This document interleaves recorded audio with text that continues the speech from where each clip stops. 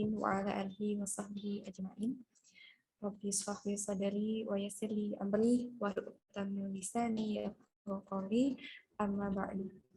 Yang kami hormati Ustadz Dr. Oni Saharoni, CMA, yang kami hormati pengurus komunitas Solihah Smart Community, serta sahabat muslimah, serta kajian yang dirahmati Allah Subhanahu wa Ta'ala.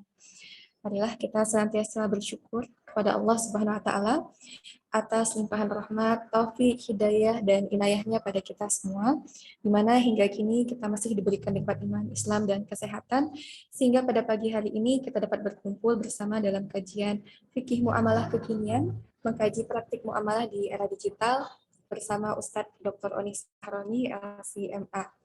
Acara ini diselenggarakan oleh komunitas Solihah Smart Community. Tak lupa salawat dan salam, semoga Allah senantiasa mencurahkan rahmat pada junjungan kita Nabi besar Muhammad Sallallahu Alaihi Wasallam, Allahumma shalli ala Muhammad, beserta keluarga dan para sahabatnya, yang mana beliau adalah Nabi yang membawa syafaat Allah, dan mudah-mudahan kita selaku umatnya mendapatkan syafaatnya pula di yaumil akhir nanti. Sahabat muslimah, perkenankan saya memperkenalkan diri. Nama saya Iza, insya Allah akan bertugas sebagai MC sekaligus moderator pada kajian pagi hari ini. Sahabat muslimah, berikut adalah susunan acara kita pada pagi hari ini. Yang pertama pembukaan, dilanjutkan tilawah, kemudian ada penyampaian materi oleh Ustadz Oni, dan dilanjutkan tanya jawab, kemudian ada foto bersama, pengumuman-pengumuman, dan penutup. Acara pertama adalah pembukaan. Marilah kita membuka kajian pada pagi hari ini dengan membaca basmalah. Bismillahirrahmanirrahim. Dilanjutkan acara yang kedua, yaitu pembacaan ayat suci Al-Quran, surat Al-Baqarah, ayat 275 sampai 286, yang akan dibacakan oleh Mbak Oti. Mbak Oti, kami persilakan.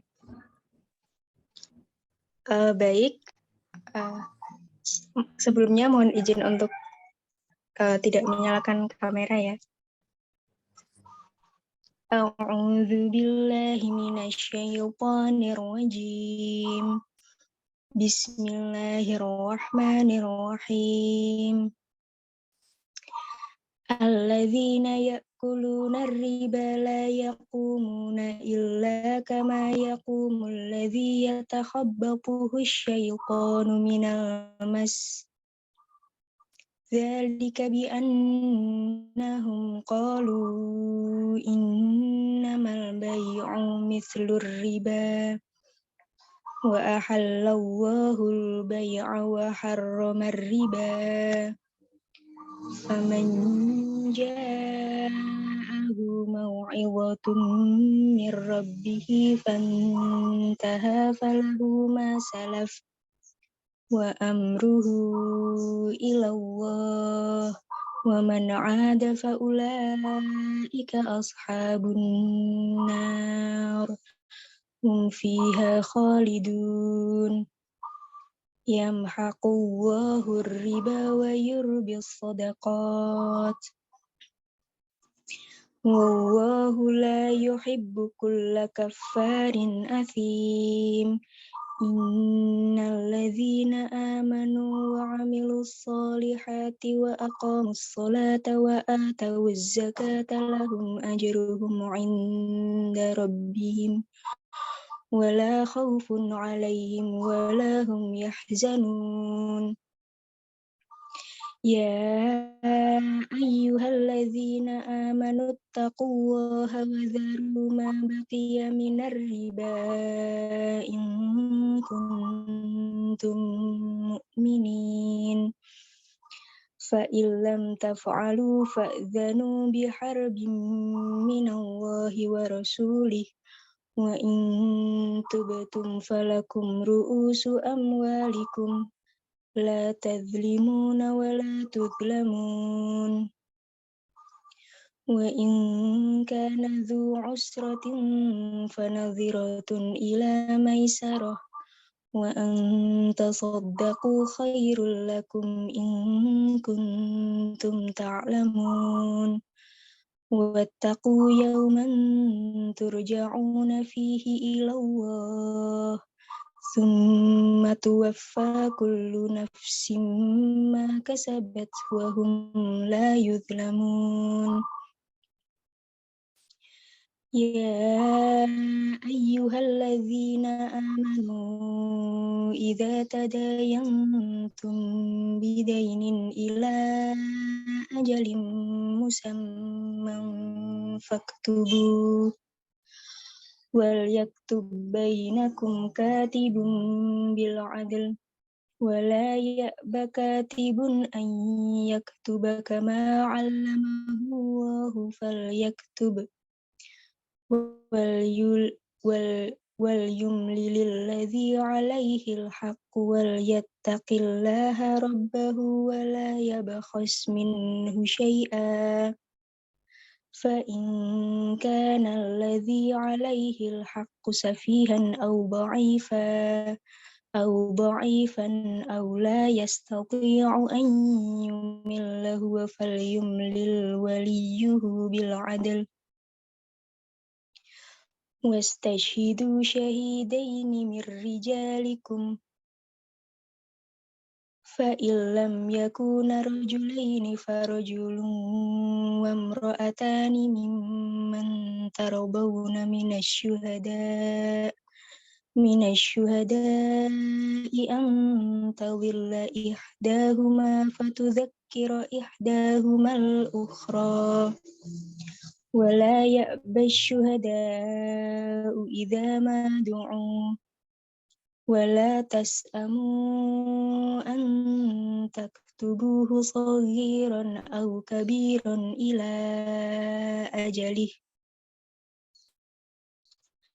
ذلكم أقسط عند الله وأقوم للشهادة وأدنى ألا ترتابوا إلا أن تكون تجارة حاضرة تديرونها بينكم فليس عليكم جناح ألا تكتبوها وأشهدوا إذا تبايعتم ولا يضار كاتب ولا شهيد وإن تفعلوا فإنه فسوق بكم واتقوا الله ويعلمكم الله والله بكل شيء عليم وإن كنتم على سفر ولم تجدوا كاتبا فرهان مقبوضة فإن أمن بعضكم بعضا فليؤدي الذي اؤتمن أمانته وليتق الله ربه ولا تكتموا الشهادة ومن يكتمها فإنه آثم قلبه والله بما تعملون عليم لله ما في السماوات وما في الأرض وإن تبدوا ما في أنفسكم أو تخفوه يحاسبكم به الله فيغفر لمن يشاء ويعذب من يشاء والله على كل شيء قدير آمن الرسول بما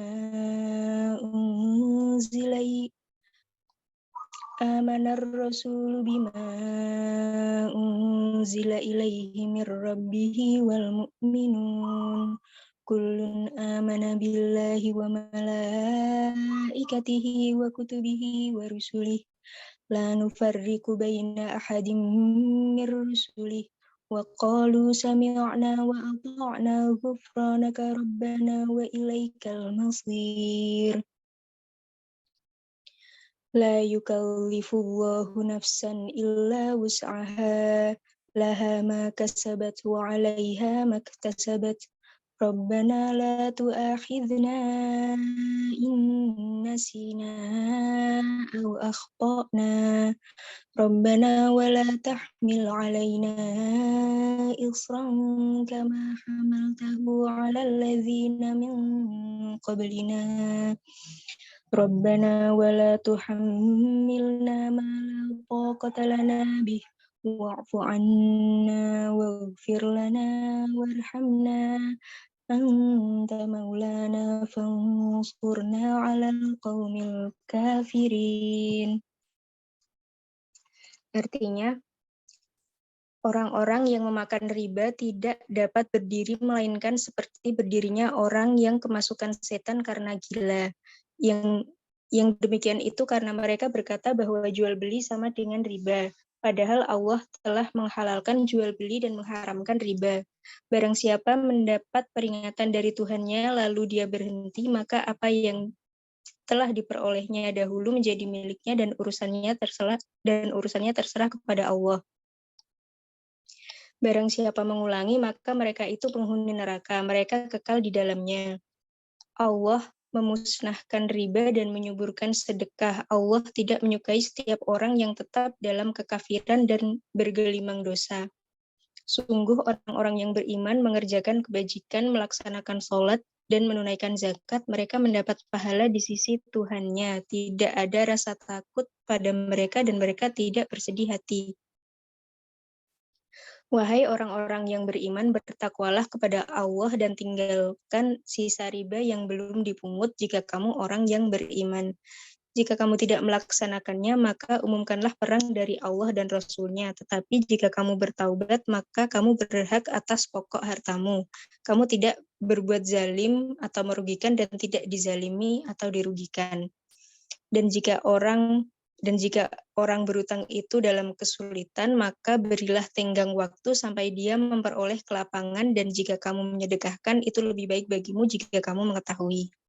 Dan takutlah pada hari ketika kamu semua dikembalikan kepada Allah. Kemudian setiap orang diberi balasan yang sempurna sesuai dengan apa yang telah dilakukannya, dan mereka tidak dizalimi atau dirugikan.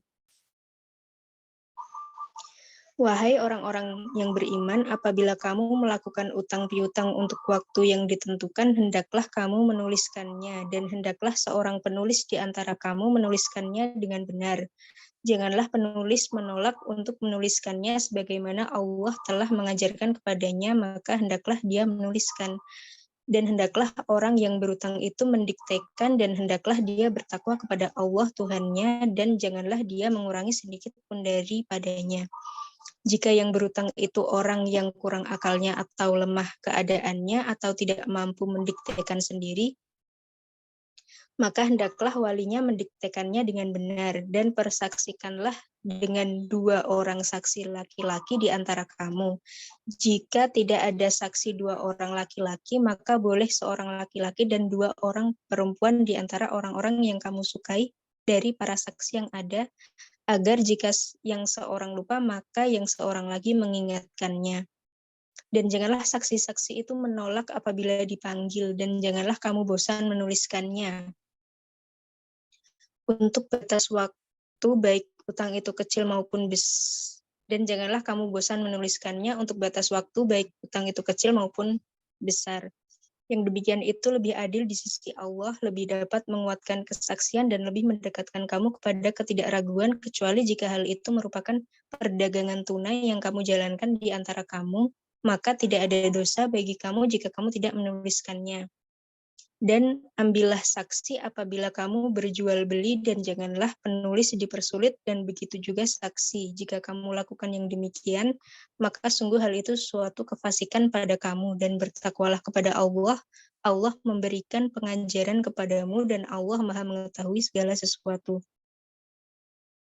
Dan jika kamu dalam perjalanan sedang kamu tidak mendapatkan seorang penulis, maka hendaklah ada barang jaminan yang dipegang. Tetapi jika sebagian kamu mempercayai sebagian yang lain, hendaklah yang dipercayai itu menunaikan amanatnya atau utangnya, dan hendaklah dia bertakwa kepada Allah Tuhannya. Dan janganlah kamu menyembunyikan kesaksian karena barang siapa menyembunyikannya, sungguh hatinya kotor atau berdosa. Allah Maha mengetahui apa yang kamu kerjakan. Milik Allah lah apa yang ada di langit dan apa yang ada di bumi. Jika kamu nyatakan apa yang ada di dalam hatimu atau kamu sembunyikan, niscaya Allah memperhitungkannya tentang perbuatan itu bagimu. Dia mengampuni siapa yang Dia kehendaki dan mengazab siapa yang Dia kehendaki. Allah Maha Kuasa atas segala sesuatu. Rasul Muhammad Shallallahu Alaihi Wasallam beriman kepada apa yang diturunkan kepadanya Al-Quran dari Tuhannya. Demikian pula orang-orang yang beriman. Semua beriman kepada Allah, malaikat-malaikatnya, kitab-kitabnya, dan rasul-rasulnya. Mereka berkata, kami tidak membeda-bedakan seorang pun dari rasul-rasulnya. Dan mereka berkata, kami dengar dan kami taat. Ampunilah kami, ya Tuhan kami, dan kepadamu tempat kami kembali. Allah tidak membebani seseorang melainkan sesuai dengan kesanggupannya. Dia mendapat pahala dari kebajikan yang dikerjakannya dan dia mendapat siksa dari kejahatan yang diperbuatnya. Mereka berdoa, ya Tuhan kami, janganlah Engkau hukum kami jika kami lupa atau kami melakukan kesalahan. Ya Tuhan kami, janganlah Engkau bebani kami dengan beban yang berat sebagaimana Engkau bebankan kepada orang-orang sebelum kami. Ya Tuhan kami, janganlah Engkau pikulkan kepada kami apa yang tidak sanggup kami memikulnya. Maafkanlah kami, ampunilah kami, dan rahmatilah kami. Engkaulah pelindung kami, maka tolonglah kami menghadapi orang-orang kafir. Shadaqallahul azim.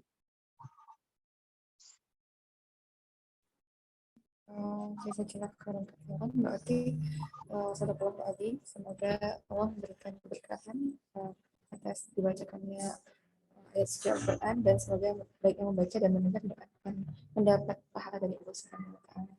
Amin. Sahabat Solihah, kegiatan Self-Film Station 2 ini merupakan kegiatan yang akan dilakukan secara berkelanjutan.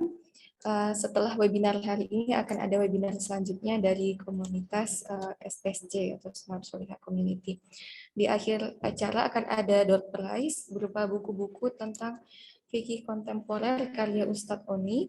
Ada 7 buku yang disiapkan oleh panitia dengan beberapa kriteria yang ditentukan oleh panitia. Jadi silakan menyimak dengan sama sehingga bisa nanti akan, siapa tahu kalau beruntung ya ada bonusnya berupa 7 door prize. Dan di kolom chat sahabat Solihah bisa mengisi presensi, linknya bisa diakses di kolom chat. Baik. Sahabat muslimah serta kajian sekalian, selanjutnya kita akan memasuki acara inti yang kita tunggu, yakni penyampaian materi sekaligus melanjutkan sesi tanya jawab. Sahabat muslimah, sebagaimana diumumkan, pada hari ini tema kita adalah fikih muamalah kekinian, mengkaji praktik muamalah di era digital. Hari ini bangsa kita dan seluruh bangsa-bangsa di dunia menghadapi berbagai permasalahan, salah satunya adalah permasalahan ekonomi. Di sebuah artikel yang ditulis oleh beberapa Menteri Keuangan lintas negara, termasuk Ibu Sri Mulyani, Menteri Keuangan Republik Indonesia, dalam artikel Multilateralism, a Pillar of Economic Stability, terdapat kalimat yang berbunyi, our collective determination and wisdom can return the global economy onto a more positive path. As senior ministers, we will use all of our energies to encourage cooperation on the global challenges we face together. Pernyataan tersebut menyatakan bahwa permasalahan ekonomi hari ini merupakan permasalahan bersama, tantangan global, dan menunjukkan komitmen untuk saling membantu satu sama lain. Islam adalah agama yang syumul atau menyeluruh. Tentu menarik bagi kita, umat muslim, untuk menggali dan mencari tahu bagaimana melihat berbagai fenomena ekonomi hari ini dari sudut pandang Islam. Fikih muamalah kekinian sebagai bagian dari aturan-aturan Allah yang wajib ditaati, yang mengatur hubungan manusia dengan manusia lainnya dalam kaitannya dengan harta benda dalam bentuk transaksi-transaksi modern kekinian. Terkait dengan hal tersebut timbul banyak pertanyaan, diantaranya apa sebetulnya fikih muamalah dan fikih muamalah kekinian, apa saja jenis atau variasi dari transaksi yang ada pada muamalah kekinian, bagaimana hukum atau status kebolehan halal haram dan segala macam bentuk transaksi dari turunan tersebut. Semoga forum ini dapat memberikan jawaban dan menjadi solusi dari kegalauan dan kebingungan masyarakat di masa kini. Baik, sahabat muslimah, telah hadir bersama kita pemateri pada kajian pagi hari ini, Ustadz Dr. Oni Saharoni LC.MA. Assalamualaikum Ustadz Oni, apa kabar Ustadz? Waalaikumsalam warahmatullahi wabarakatuh. Mbak Hafsatin, apa kabar Mbak? Alhamdulillah, saya sehat Ustadz. Sahabat muslimah, Ustadz Oni adalah pakar fikih muamalah. Barangkali minta tolong operator untuk menampilkan profil singkat beliau.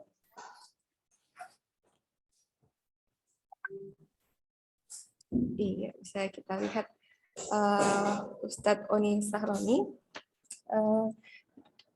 Ya, lulusan Fakultas Syariah Universitas Al-Azhar Kairo, S2 dan S3 juga di Fakultas Al-Azhar Kairo, spesialisasi fikih muamalah dan ilmu syariah.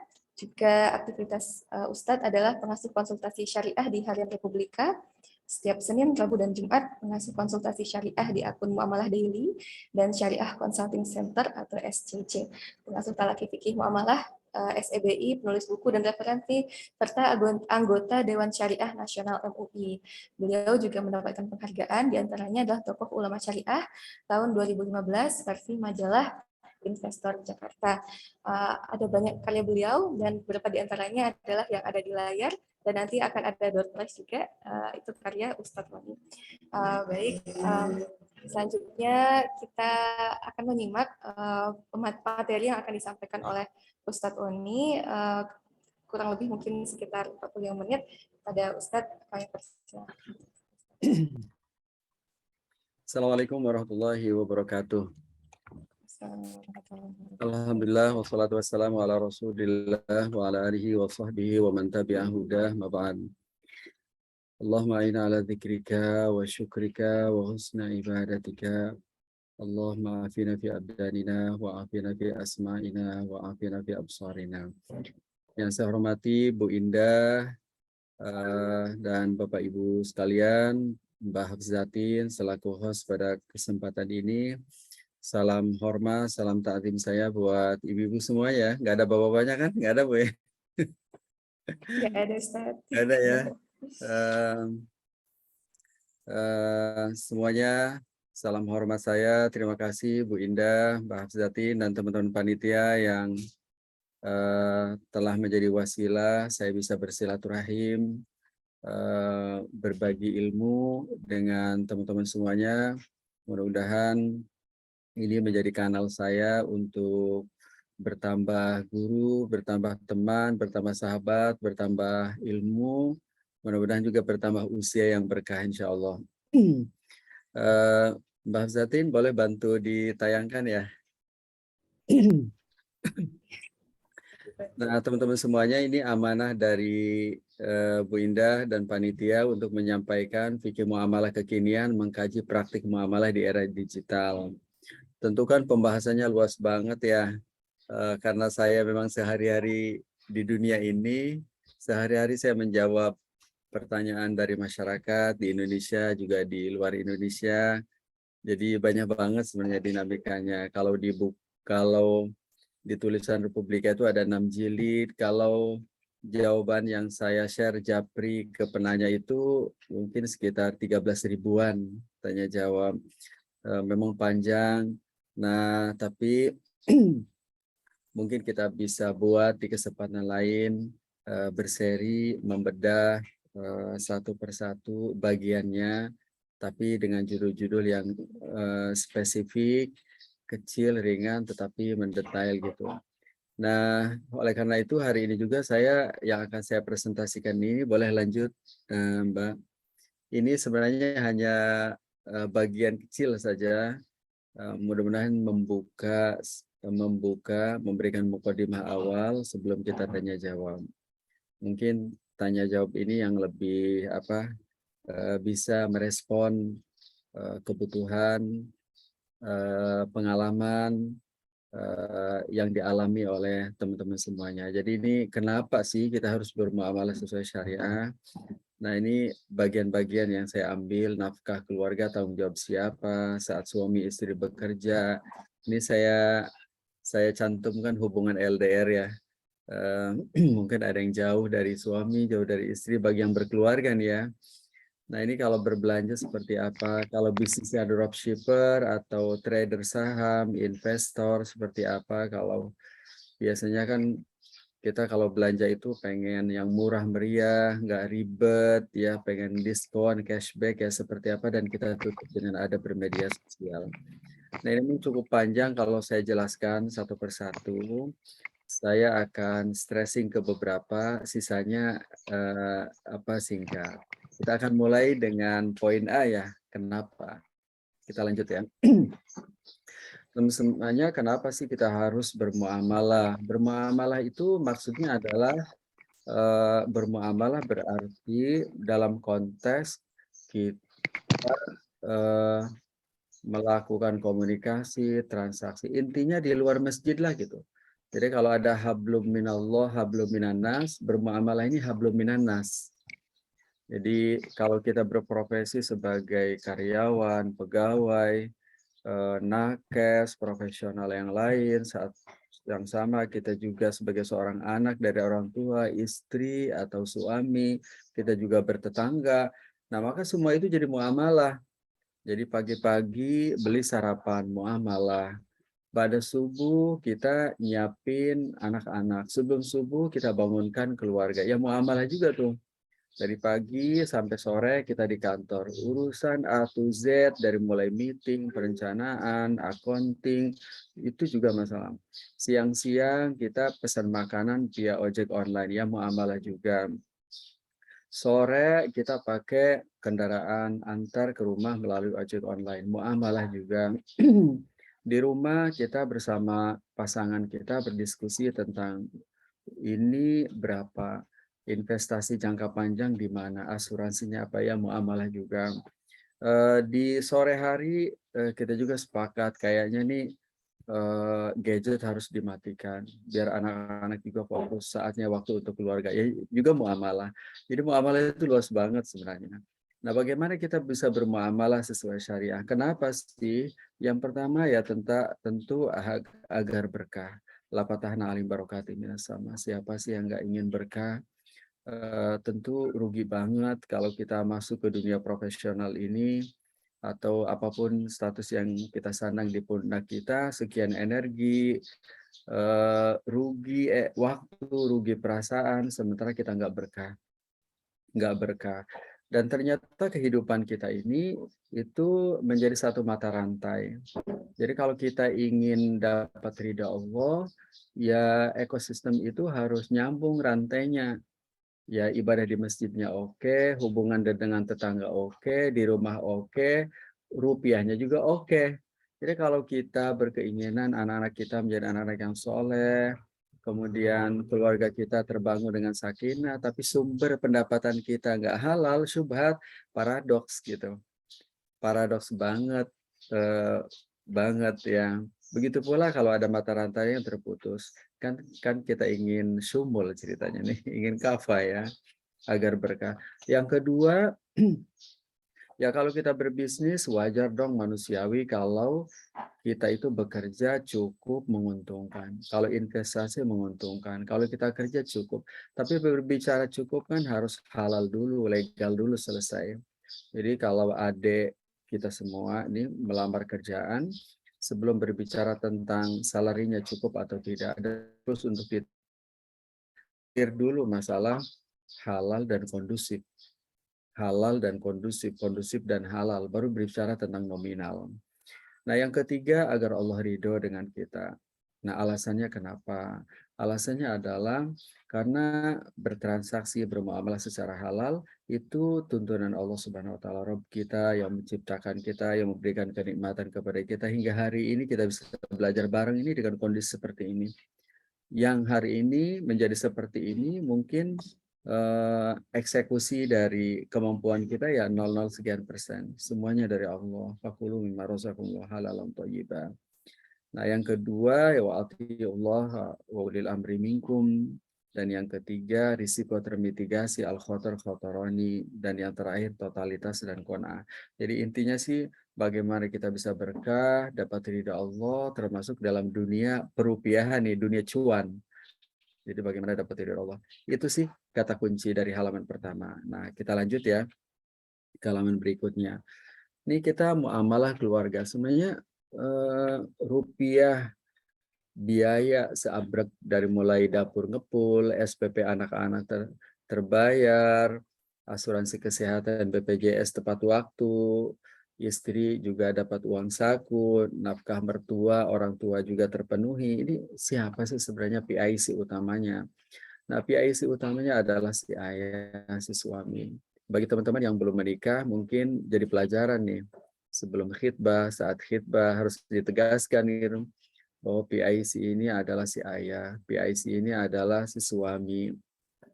Nah, ini sebagaimana Rasulullah saat menikahkan anandanya, anaknya Fatimah dengan Ali. Beliau mengatakan, Ali kal kasbu wa alaiha mas'uliyatul manzil. Wahai Ali, engkau adalah pemimpin rumah tangga ini. Engkaulah yang menjadi PIC nafkah, sedangkan Fatimah itu menjadi PIC domestik gitu. Ini maksudnya penanggung jawab. Nanti pada pelaksanaannya bisa kolaborasi, sinergi. Terus selanjutnya, apakah istri boleh bekerja? Boleh dong. Itu yang di samping Rasulullah, Khadijah. Khadijah bukan hanya sekedar seorang karyawan ya, seorang tajiroh, seorang tajir. Ya mungkin bahasa lainnya pengelola, manajemen, presiden, direktur gitu. Kebayang ya kalau sebagai seorang owner, manajer, pengelola, berapa waktu yang ia keluarkan. Tentu menyita kan ya. Bisa kebayang tuh kalau ia pulang sore karena habis meeting, memeriksa laporan keuangan gitu. Tapi dengan kesibukannya ia sebagai seorang tajir, pengelola, pelaku usaha, ia menorehkan tinta emas dalam sejarah sirah sahabiyat sebagai seorang ibu terbaik dari anak-anak, istri terbaik dari suami, anak-anaknya orang soleha. Jadi boleh nggak ya? Boleh banget itu. Dengan adab-adabnya, dengan itu Ummu Sofa bendahara Madinah. Kebayang tuh bagaimana waktu yang ia keluarkan. Dia diangkat oleh Umar bin Khattab sebagai bendahara kota Madinah. Jadi dibolehkan dengan adab-adab ya, pertama izin dan dukungan suami. Jadi clear dulu nih. Mungkin kalau kita menikahkan adik kandung kita, anak-anak kita, mungkin saat khitbah juga boleh juga nih prosesi ini biar clear titik gitu. Jadi dukungan dari suami. Tidak hanya dijemput, juga pada saat boleh jadi ada dinas keluar kota, juga ada dukungan gitu. Setelah clear bahwa tempat ia bekerja memang kondusif. Nah, yang kedua, kalau setelah didukung, jadinya pekerjaan rumah bisa sinergi juga. Suami juga ikut membantu, apakah dengan menyediakan khodimah, atau lainnya. Intinya andai nafkah juga dibagi dua, harusnya sih pekerjaan domestik, anak-anak dan rumah juga harusnya dikerjakan bareng. Yang ketiga tentu halal ya, kondusif tapi bagi seorang kaum hawa, bagi seorang perempuan. Qad adzinallahu lakunna an takhrujna li hawaijikuna, kata Rasulullah. Berapa nafkah yang harus disiapkan? Nggak ada angkanya. Nggak ada angkanya. Semua merujuk pada dua hal. Yang pertama adalah kemampuan si ayah atau si ibu jika ia ikut bekerja. Dan yang kedua kelaziman. Maksudnya kelaziman karena ukurannya kemampuan dan kelaziman, ini tipe rumah berapa yang harus kita beli, mobil merek apa, khodimahnya mau satu apa dua, kalau satu apakah setengah hari apa satu hari, semua merujuk pada dua hal, kemampuan dan kelaziman. Liunfik dzu sa'ati min sa'atih walahunna alaikum rizquhunna wa kiswatuhunna bil ma'ruf. Dan yang terakhir ini adalah akhlakiyat dan adab seorang suami, istri suami, si ayah, si ibu, qanaah dan syukur. Jadi inilah yang membuat kita menjadi nyaman, tuma'ninah. Hilang lelah mungkin tidak juga sih 100%, tapi mengurangi, menanamkan rasa tuma'ninah. Jadi apapun yang didapatkan oleh suami istri, tercukupi 100% atau tidak, ya kita respon dengan qanaah dan syukur. Nah, kita lanjut ke berikutnya. Ini kita lewat dulu, bisa dibaca oleh teman-teman semuanya. ini semuanya LDR ya, long distance relationship. Jadi nggak tahu sih teman-teman di sini ada nggak? Atau nggak ada kali ya?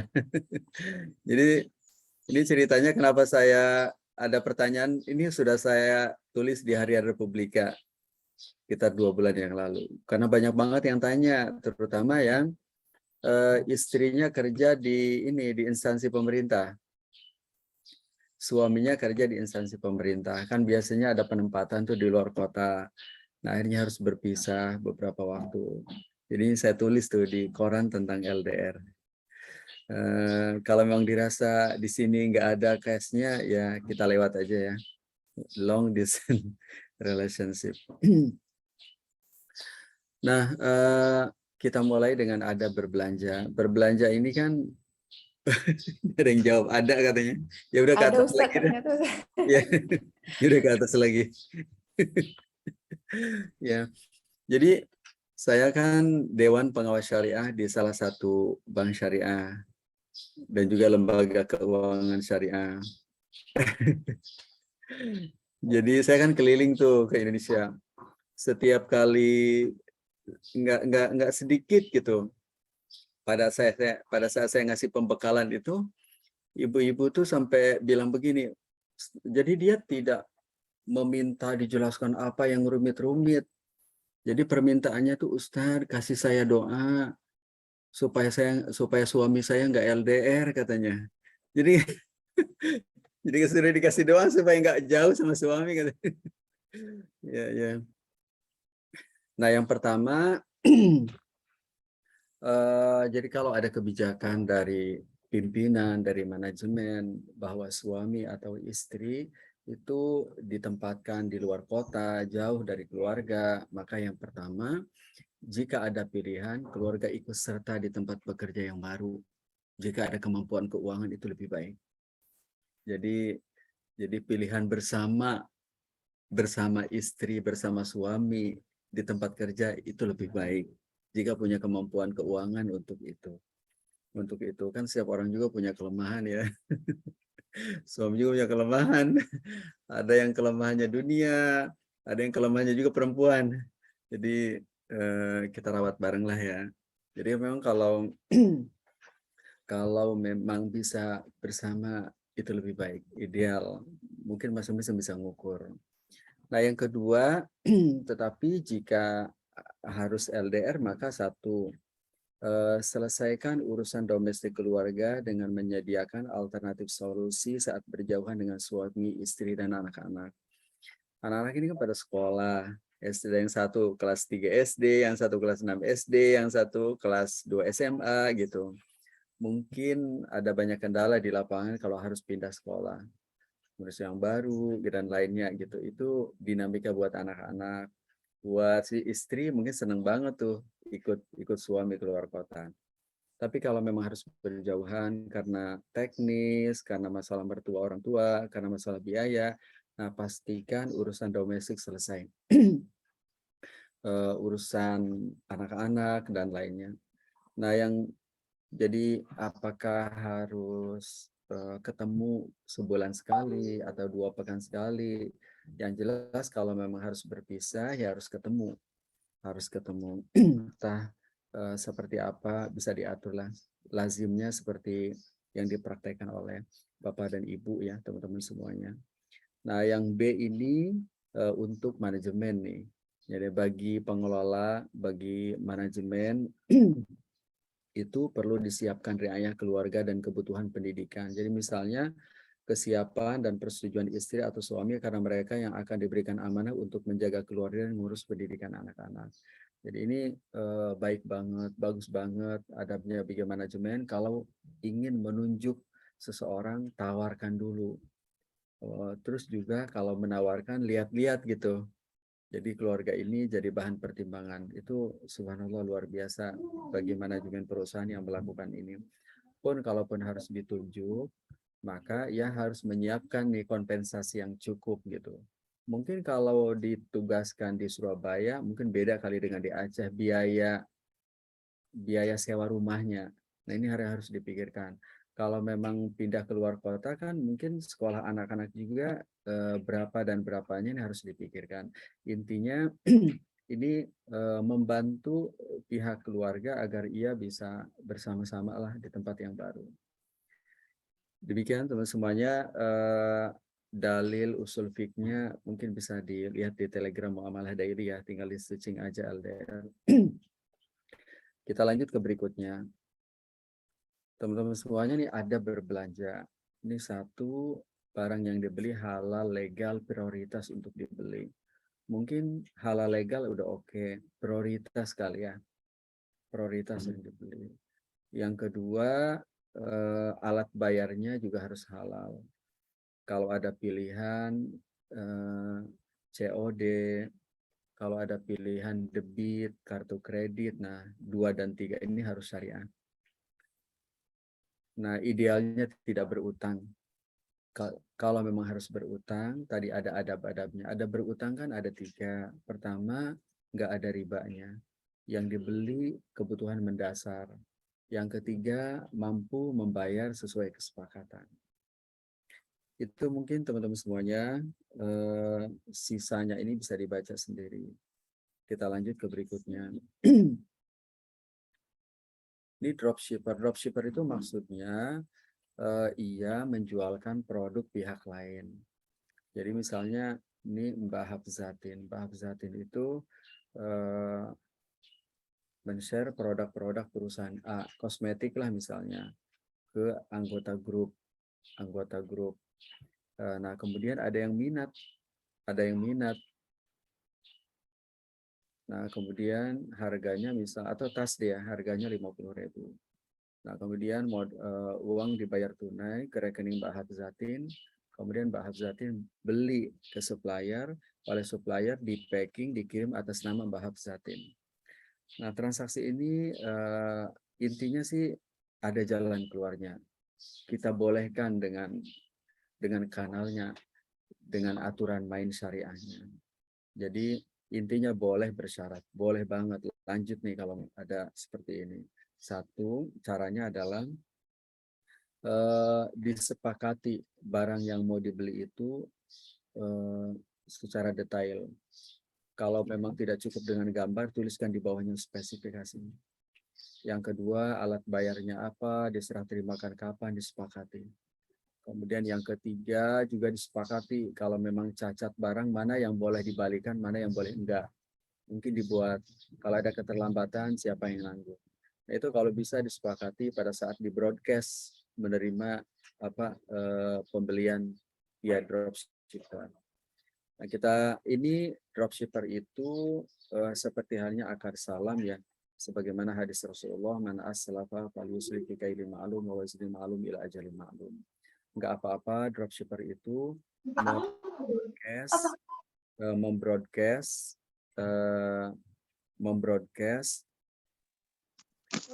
produk-produk milik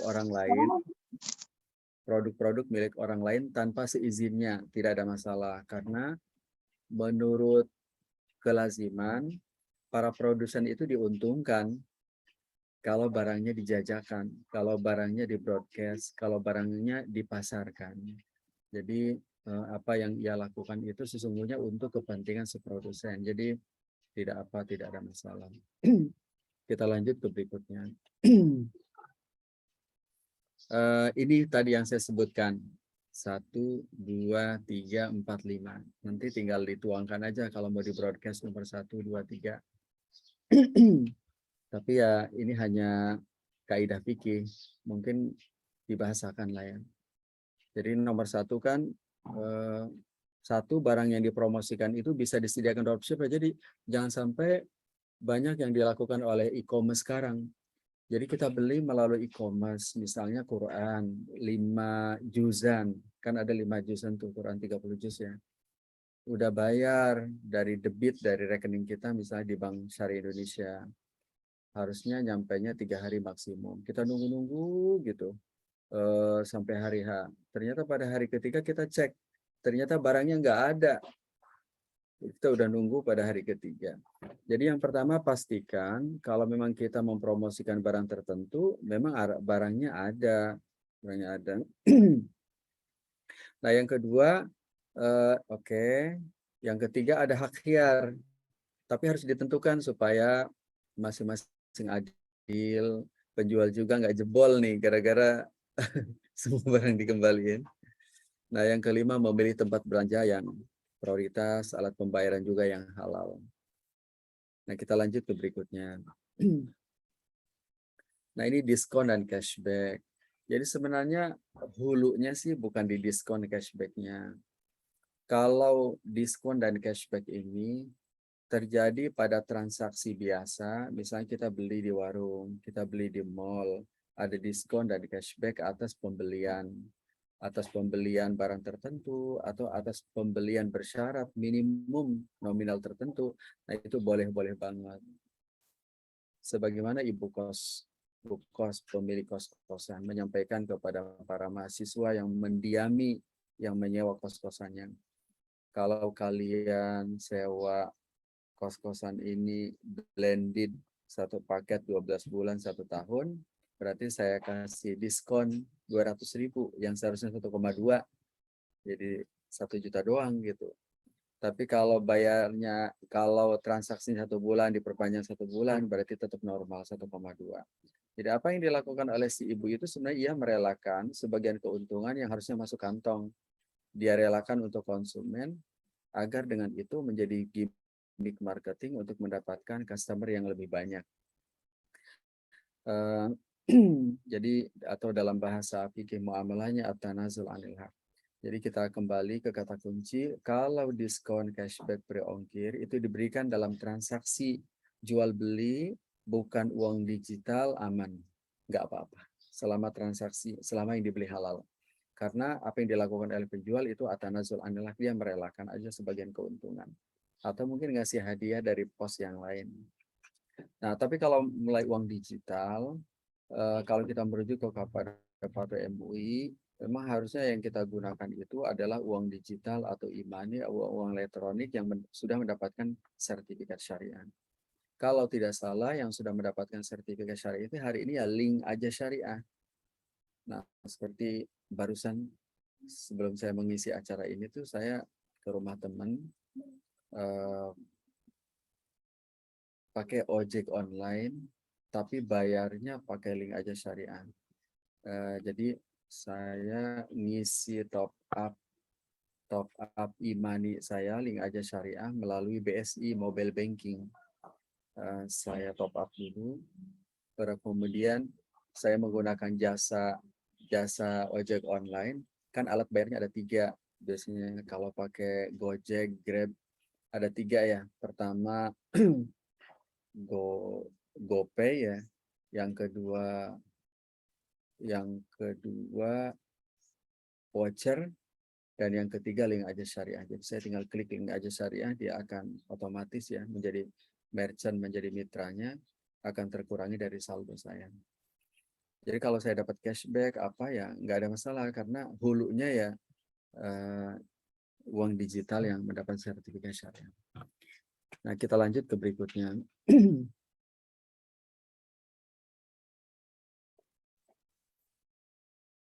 Kita lanjut ke berikutnya. Nah, ini sebagai penutup teman-teman semuanya, ini ada bermedia sosial. Bermedia sosial ya gadget, WhatsApp mungkin ya, Instagram, Facebookan gitu. Yang pertama hanya fitur dan konten positif yang kita manfaatkan. Ya Allah ya Rabb, mandala ala khairin falahum mithlu ajri fa'ilihin. Jadi sekarang ini di mana ya konten media sosial itu sebegitu murahnya, nggak diundang juga pada datang tuh di layar depan. Yang bersponsor dan tidak bersponsor, yang berkemitraan, yang tak berkemitraan, udah semua gitu. Jadi yang baik, yang tidak baik gitu. Nah, kita hanya jadi kalau follow IG, kalau follow Facebook, kalau ikut WhatsApp group, ya pilih yang positif menurut kita, memberikan manfaat kepada kita. Yang kedua, tidak melalaikan pengguna dan kewajiban atau aktivitas yang lebih prioritas. Min husni islamil mar'i tarkuhu ma la ya'nihi.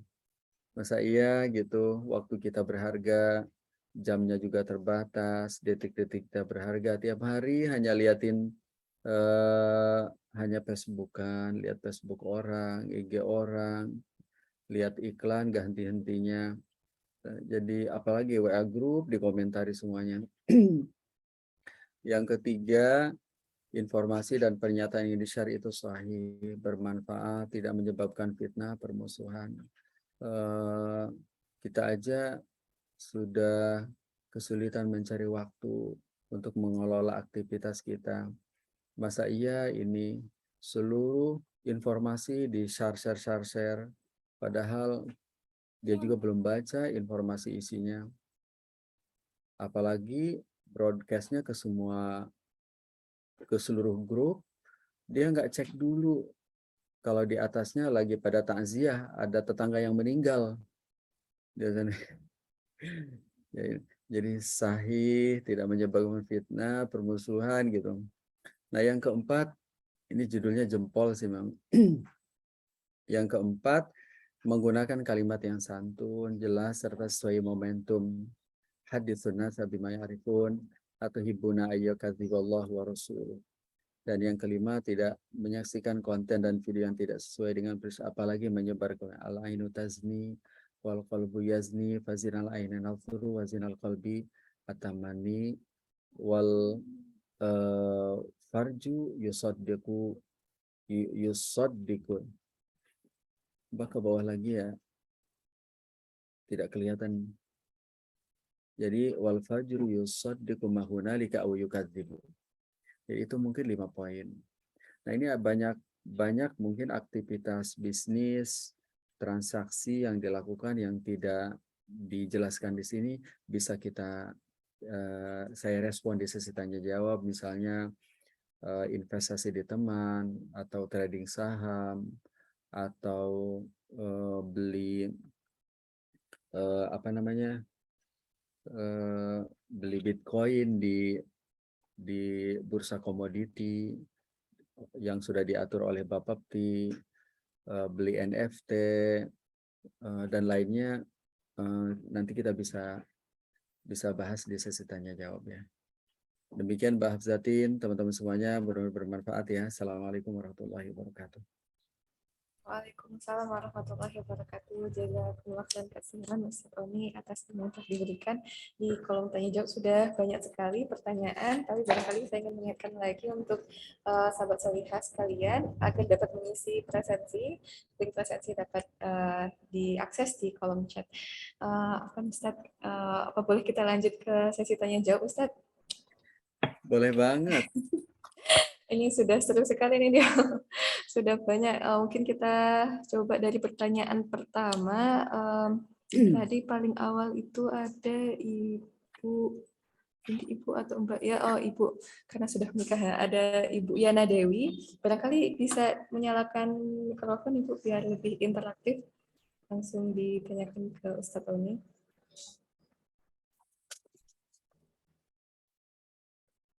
Halo Ibu Yana. Oh ya, kalau belum bisa mungkin saya bacakan. Apa yang harus dilakukan istri yang ingin berkegiatan selain perannya sebagai ibu dan istri sudah terbiasa banyak kegiatan dari sebelum menikah, sedangkan suami ingin istri tidak banyak kegiatan karena memang suami bukan orang yang senang dengan banyak kegiatan. Mungkin gimana maksudnya, apakah berkenan menjawab ini? Apakah termasuk muamalah ya? Ya, baik. Jadi tadi sudah kita sampaikan nomor satu. Nomor satu adalah bahwa istri berkiprah di luar rumah prinsipnya boleh. Ada lampu hijaunya dengan syarat tadi ya, dukungan izin dari suami. Yang kedua, aktivitasnya halal dan positif ya. Yang ketiga, tidak melalaikan peran sebagai ibu dari anak-anak dan istri dari suami. 3 sebenarnya syaratnya. Nah, yang kedua, oleh karena itu, ini kan ada lampu hijau tapi bersyarat. Bersyaratnya izin, dukungan dari suami, kemudian masalah domestik juga terselesaikan. Nah, ini bagaimana syarat-syarat tadi ini terpenuhi. Nah, ya, jika sebenarnya masalah-masalah rumah juga terpenuhi, urusan anak, suami juga terpenuhi, nah ini tinggal didialogkan nih dengan si ayah nih. Nah, yang kedua si ayah juga insya Allah sih idealnya bijak nih, proporsional, ngukur juga. Mungkin si ayah juga punya banyak keinginan, kekhawatiran kalau ia di rumah justru anak-anak ini terbengkalai, justru terbengkalai. Ini kan mungkin kondisinya berbeda-beda nih. Apakah motifnya ini kenapa? Apakah motifnya karena eh, karena kemampuan, karena kebutuhan keuangan keluarga yang belum terpenuhi sehingga si istri harus ambil bagian, atau yang kedua karena istri memang rasanya akan lebih negatif kalau ia berdiam diri, terlalu banyak waktu luang, justru dia akan lebih kreatif di dalam rumah juga lebih fresh kalau dia bisa mendedikasikan sebagian waktunya di luar. Nah, jadi dari 2 poin ini memang kata kuncinya memang dimusyawarahkan, didialogkan. Harusnya sih sebenarnya tadi istri boleh beraktivitas di luar saat ada dukungan persetujuan dari suami, memastikan kepada suami bahwa masalah tanggung jawab ia sebagai istri dari suami aman insya Allah walaupun berkiprah di luar. Jadi yang ketiga mungkin menjadi tanggung jawab juga sebagai seorang suami untuk berperan sebagai mediator begitu. Kalau rapat kan ada moderatornya gitu. Jadi bukan mutasallit gitu. Jadi dialogkan apakah kalau memang diizinkan ada kadarnya asal rumah ini tanggung jawab bersama tidak terlantarkan. Apalagi kalau motifnya itu motif kemampuan keuangan keluarga. Ya ini harusnya sih ada jalan keluar karena kalau suami satu-satunya sebagai penyedia nafkah, nafkahnya kurang, kan memang nggak mungkin kita juga bisa berpikir beraktivitas dengan tenang gitu saat kita juga kebobolan di rumah masalah kemampuan keuangan atau saat dilihat istri keuangan tidak ada masalah tapi istri dia punya potensi besar untuk menjadi kontributor sosial. Nah ini memang kata kuncinya di musyawarah. Di musyawarah mungkin poin-poin ini bisa dijadikan bahan diskusi nih bahwa istri itu boleh berkiprah di luar satu, masih jadi bahan diskusi berdua gitu. Jadi satu boleh saat ada dukungan dari suami. Yang kedua, salah satu bukti dukungan berarti masalah domestik menjadi tanggung jawab bareng, anak-anak, rumah. Dan yang ketiga, tidak melalaikan tugas sebagai istri dari suami dan ibu dari anak-anak. Demikian. Ustaz, mudah-mudahan sudah bisa terjawab ya.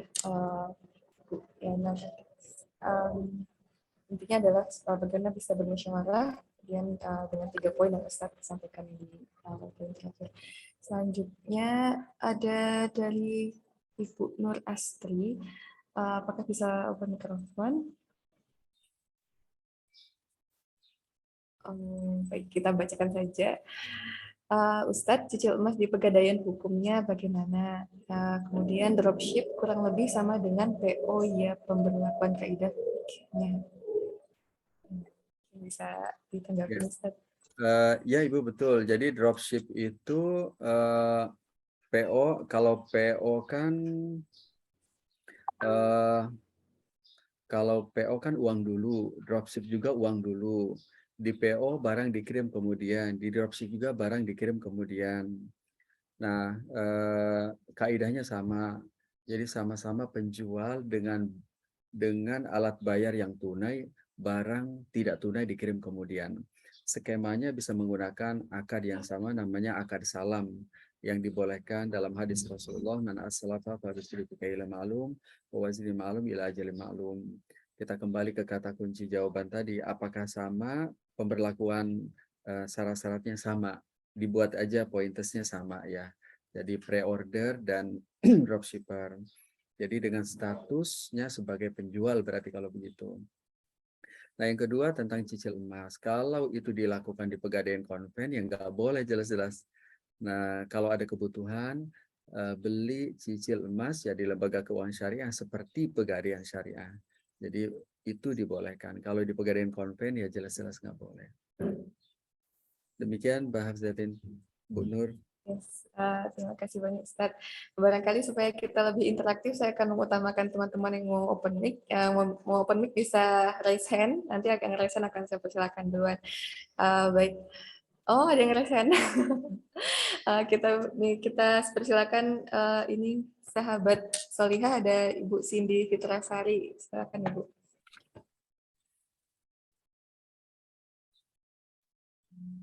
Assalamualaikum warahmatullahi wabarakatuh, Ustadz. Waalaikumsalam warahmatullahi wabarakatuh. Ya, Mbak Cindy. Pertanyaannya, apa hukumnya kita menggunakan layanan BPJS Syariah jika kita sebagai pasien itu, Ustadz? BPJS Syariah maksudnya gimana? Kan belum ada BPJS, BPJS Kesehatan. Oh ya, baik. Ya. Ya. Ya. Ya, terima kasih, Ustadz. Ya. Terima kasih, Ustadz. Ya. Ya. Jadi ini ada 2 poin. Yang satu masih koma, titiknya ada di nomor 2. Jadi kalau kesimpulan jawabannya sih boleh bagi orang-orang tertentu gitu. Coba kita jelasin dia di 2 poin. Pertama, setahu saya BPJS Kesehatan hari ini itu seperti asuransi konvensional. Kalau penghimpunannya ya gambling, ada unsur goror. Begitu juga penempatannya di portofolio konven juga sama juga ada unsur ribawi karena di portofolio konven seperti deposito bank konven, surat utang, saham non syariah gitu. Intinya sih seperti asuransi nggak boleh. Nah, tetapi karena hari ini BPJS Kesehatan itu termasuk asuransi yang murah ya, terjangkau oleh masyarakat umum, sementara kebutuhan masyarakat akan mitigasi risiko kesehatan nyata gitu. Nah, oleh karena itu kesimpulannya BPJS Kesehatan ini boleh bagi mereka yang tidak bisa karena kemampuan keuangan yang terbatas atau lainnya tidak bisa menjadi peserta asuransi syariah swasta. Kan asuransi sudah ada, tapi dia nggak mampu karena preminya besar, misalnya seperti petani, nelayan, sebagian karyawan yang berpenghasilan terbatas. Untuk mereka boleh tuh, boleh ya, kalau bisa didorong aja supaya ikut serta. Nanti pada suatu saat ada BPJS Kesehatan Syariah, kita mutasi bareng-bareng. Jadi pada saat ada BPJS Kesehatan Syariah, kita mutasi sekarang, nggak apa-apa jika alasannya kita tidak punya kemampuan keuangan yang cukup untuk menjadi peserta asuransi syariah swasta, atau kita jadi mandatori diwajibkan oleh perusahaan tempat kita bekerja. Jadi nggak apa-apa, kondisinya semi darurat, nanti pada saat ada BPJS Kesehatan Syariah ya kita mutasi bareng-bareng masuk dalam kategori semi darurat. Demikian Mbak Cindy. Ya, Ustadz, berarti ketika kita diwajibkan oleh kantor misalkan untuk bayar preminya, kita juga sementara masih boleh menggunakan fasilitasnya ya, Ustadz? Ya, nggak apa-apa Mbak Cindy. Tapi kalau Mbak Cindy punya kemampuan keuangan lebih bisa ikut asuransi syariah swasta. Tapi kalau memang tidak memungkinkan ya cukup dengan itu aja dipakai aja insya Allah dalam kondisi darurat dibolehkan ya. Nanti pada saat ada tersedia BPJS Kesehatan Syariah nanti kita mutasi aja bareng-bareng tuh. Iya, Ustadz. Iya, terima kasih banyak Ustadz. Assalamualaikum. Nah, ini peluang untuk peluang ladang amal nih yang bisa membuat asuransi atau membuat asuransi syariah itu bisa legal di Indonesia atau bagaimana mewujudkannya. Nah, demikian terima kasih Mbak Cindy. Pertanyaannya kita akan utamakan lagi yang resen ada 6. Mungkin kita persilakan Mbak Nurlia paling atas. Oke, Assalamualaikum warahmatullahi wabarakatuh. Waalaikumsalam warahmatullahi wabarakatuh. Mungkin tidak on kamera ya Ustadz sama Mbak. Ya, ini Mbak Yantri ya? Nurlia Ustadz. Ya, Mbak Nurlia ya. Oke, Ustaz. Jadi begini, saya adalah salah satu dosen tetap di Universitas Swasta di Pontianak. Ya, Dan yang mau saya tanyakan itu berkaitan dengan konsep barokah yang tadi di awal Ustadz jelaskan. Nah, ya, jadi gini Ustadz, jadi kan lazimnya ya kita itu kerja dari kita absen itu jam 8 sampai jam 4 sore ya kan Ustadz ya. ya, Jadi, tapi sebagian besar staf dan juga dosen itu datangnya ada yang jam 9, ada yang jam 11 siang, kayak gitu kan. Terus pulangnya pun mereka tidak sampai jam 4. Nah, seperti itu. Jadi yang ingin saya tanyakan, gimana Ustadz kalau pas mereka pas gajian terus mereka dapat full mereka diam-diam, terus kalau misalnya ada kayak potongan itu mereka komplain seperti itu. Jadi konsep barokahnya itu dari sisi mananya Ustadz atau gimana ya gitu. Terima kasih. Assalamualaikum warahmatullahi wabarakatuh. Wabarakatuh. Konsep barokah jika pulang lebih awal. ya. Mungkin kita jawab dulu pakai poin ya. Poin. Yang pertama adalah memang kalau kita ingin berkah, satu, ikuti perjanjian, ikuti tugas di unit tempat kita bekerja. Jadi termasuk salah satunya jam kerja. Jadi kalau memang jam 8 sampai jam 16 ikuti. Nanti satu saat mungkin manusiawi kalau misalnya kita datang terlambat karena urusan keluarga, karena seperti itu kan ada bab izin kepada pimpinan, dan lagi kan bukan karena itikat buruk ya, mungkin karena telat karena transportasi atau mungkin kejadian itu, tapi kan yang penting tidak dibiasakan dan tidak ada itikat buruk. Jadi intinya sih upayakan untuk disiplin, tunaikan tugas dengan penuh ihsan. Nanti satu saat kalau kita ada uzur syar'i, nah kita tinggal sampaikan izinnya. Sebaliknya bukan bagian dari adab-adab pegawai ya. Kalau memang dari awal ada itikat yang nggak baik gitu. Misalnya nih maaf mungkin tidak terjadi. Misalnya fingerprint dari awal, habis gitu dia kemana keluar, entah ke mall, kondangan kayak apa. Jadi dia laporan doang hadir habis itu kan. jelas-jelas enggak. Jelas-jelas tidak menunaikan tugas, prestasi, tidak ada itikat baik gitu. Ya dia akan mempertanggungjawabkan ya. Ya jelas nggak berkah ya, nggak berkah.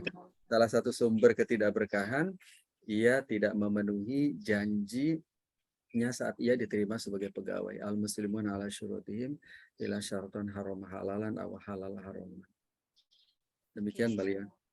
Oke, terima kasih Ustadz. Sama-sama. Keberkahan harus kembali ke perjanjian saat di awal.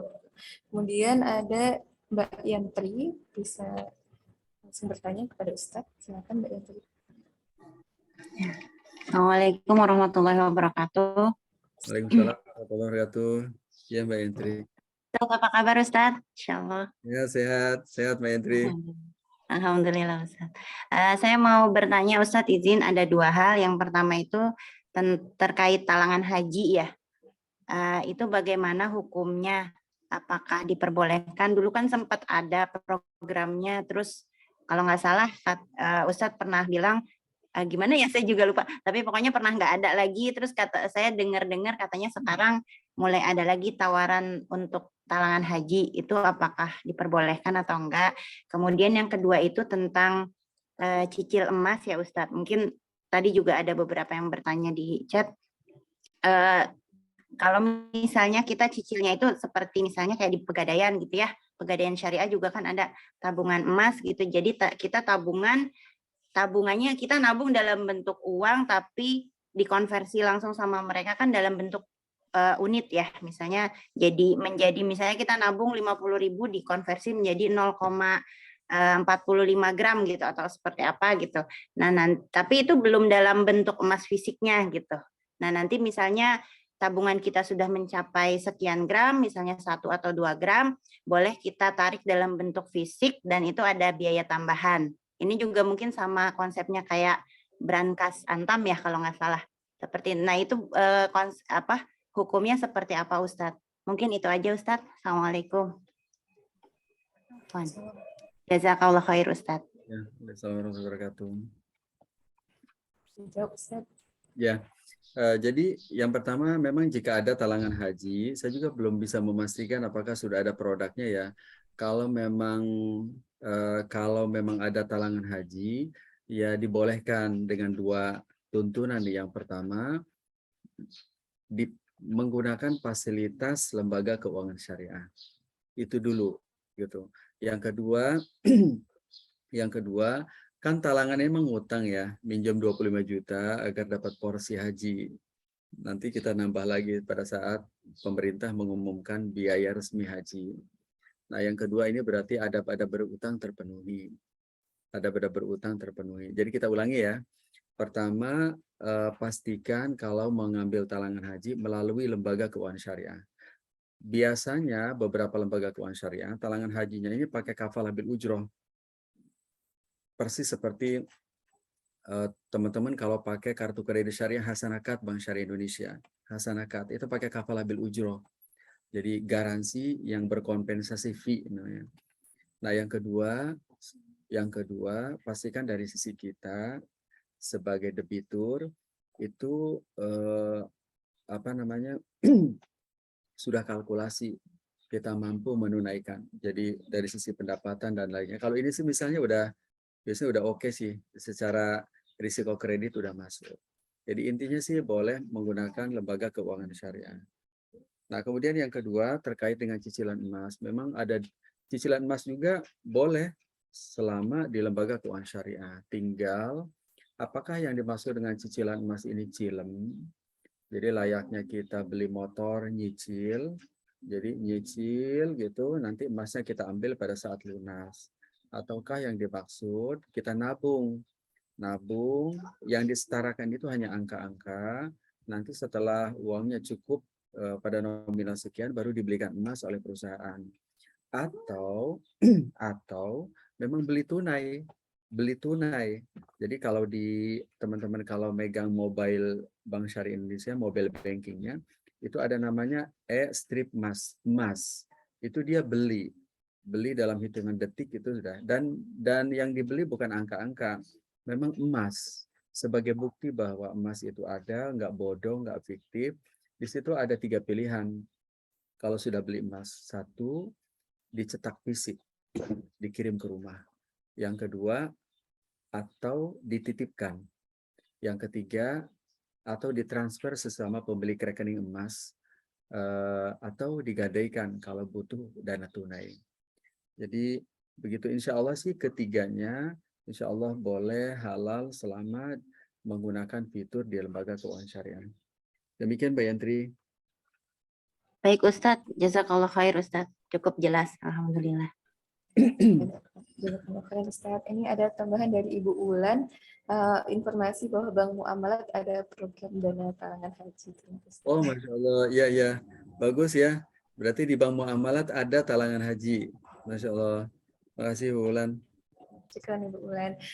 Kita lanjutkan lagi. Masya Allah banyak sekali pertanyaan. Alhamdulillah sangat antusias Ustaz dengan materinya. Semoga Allah memberikan banyak pahala untuk Ustaz atas ini yang diberikan.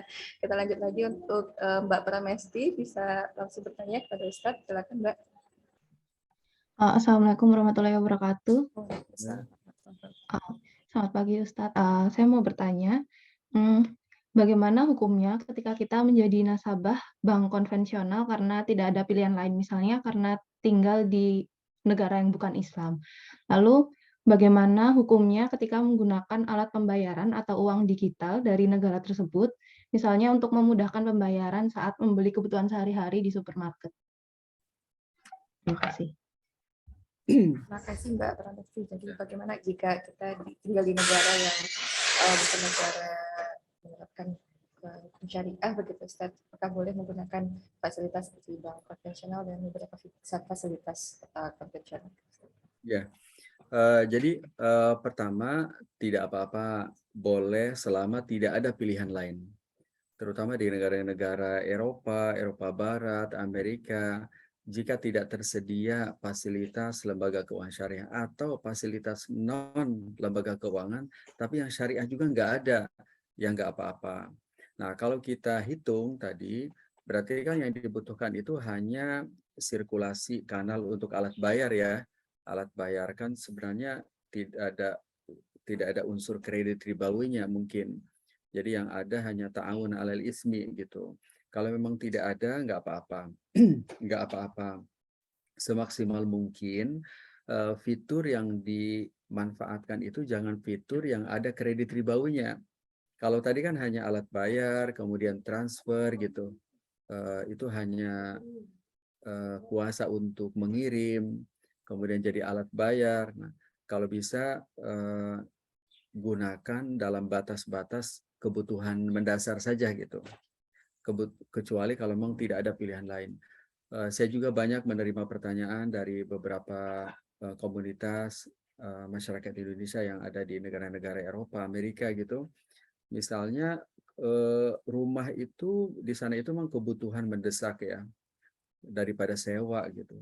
Sementara untuk memilikinya juga tidak ada dana tunai, harus melibatkan pihak ketiga. Pihak ketiga ya lembaga keuangan konven. Nah, seperti itulah. Jadi intinya sih kembali ke kata kunci, boleh jika ada, tidak ada pilihan lain. Yang kedua, semaksimal mungkin yang digunakan itu yang tidak ada unsur ribawinya. Kalau tadi rumah kan ada kredit ribawinya, tapi kalau transfer, kemudian alat bayar, itu secara umum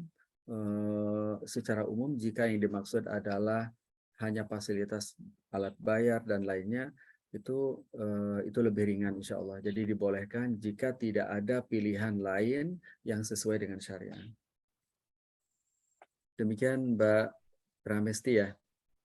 Iya.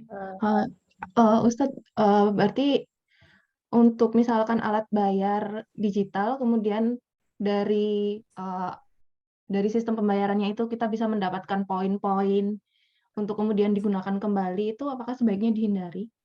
Iya sih kalau menurut saya. Kalau menurut saya ya, kalau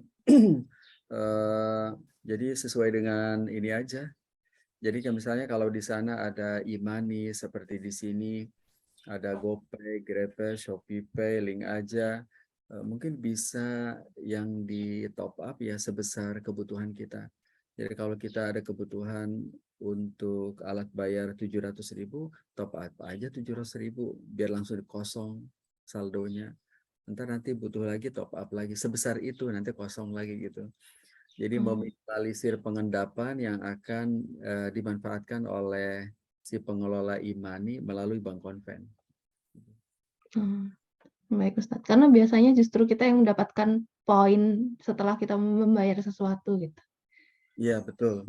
Memang karena gimmick marketing, atau kalau memang masif biasanya bagian dari strategi bakar uang ya, bakar uang untuk pengen dapatkan customer atau data atau lainnya di dunia perimanian gitu. Baik Ustadz, terima kasih banyak. Ya. Assalamualaikum warahmatullahi wabarakatuh.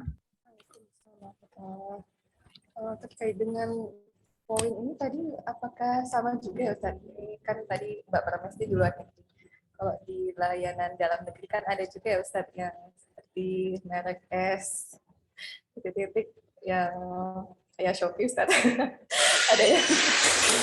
ada yang siram-siram gitu Ustaz. Kalau nggak salah tinggal di swab terus dapat poin gitu Ustaz. Apa nggak boleh juga berarti Ustaz ya? Jadi memang kalau poin itu ini ya, bisa diuangkan kan, dia bonus kan ya. Iya betul Ustaz. Dia cashback kan, cashback poin gitu. Memang sih kalau jawaban fatwa DSN, berarti memang imaninya belum bersertifikat syariah. Nah, tapi saya juga tidak bisa mengatakan bahwa itu tuh tidak halal. Jadi saya serahkan aja lah pada ibu-ibu nih. Tapi kalau hati-hati ya Ustaz. Yang tadi mereknya itu, ya memang dia belum bersertifikat syariah. Kalau saya sendiri sih nggak pakai. Saya tadi pakainya tuh pakai link aja syariah. Saya pakai bayar untuk GoPay dan Grab. Kalau saya. Tapi dia tidak bersertifikat syariah. tapi saya juga tidak bisa memberikan putusan bahwa itu tuh tidak halal gitu.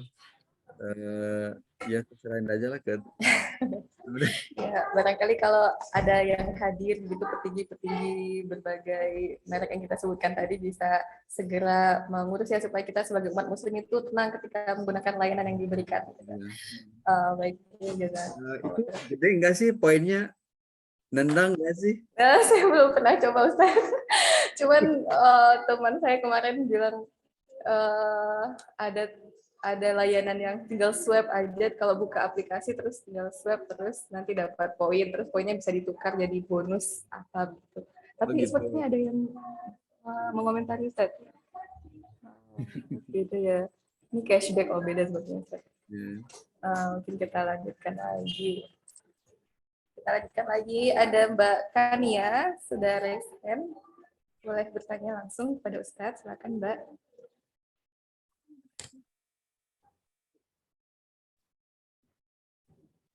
Ya, belum nyala Mbak mikrofonnya, videonya sudah. Assalamualaikum warahmatullahi wabarakatuh, Ustaz. Waalaikumsalam warahmatullahi wabarakatuh ya Mbak Kania. Ya. Jadi ini Ustaz, jadi di masalah sekarang ini ada kan biasanya ibu-ibu itu untuk menyimpan investasi masa depan kan biasanya ingin membeli emas kan Ustaz di perhiasan gitu di toko emas. Jadi di sekarang ini ada satu produk yang dikeluarkan oleh perusahaan emas itu namanya Mas Antam Ustaz. Dan itu dijualnya bukan di toko emas saja Ustaz. Di media sosial, toko-toko online itu sudah menyebar di tahun sekarang Ustaz. Jadi yang ingin saya tanyakan itu Ustaz, sebenarnya jual beli emas Antam di toko media sosial itu diperbolehkan enggak Ustaz di dalam fatwa MUI sendiri sama mazhabnya? Itu aja Ustaz. Sekian. Jazakallahu khairan Ustaz. Assalamualaikum warahmatullahi wabarakatuh. Oh, saya jawab. Waalaikumsalam warahmatullahi wabarakatuh. Ya Ustaz, tadi sudah banyak yang melek investasi ternyata umat muslim sekarang. Insya Allah, alhamdulillah mungkin bisa dibantu Ustaz mengenai emas Antam. Ya, jadi pertama pastikan bahwa ini fasilitatornya kan bukan Antamnya nih. Oh iya. Fasilitatornya.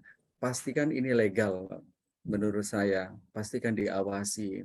Kecuali kalau memang kita tahu fasilitatornya teman kita. Memang kita kelihatan orangnya. Memang orangnya jujur gitu. Itu lain lagi.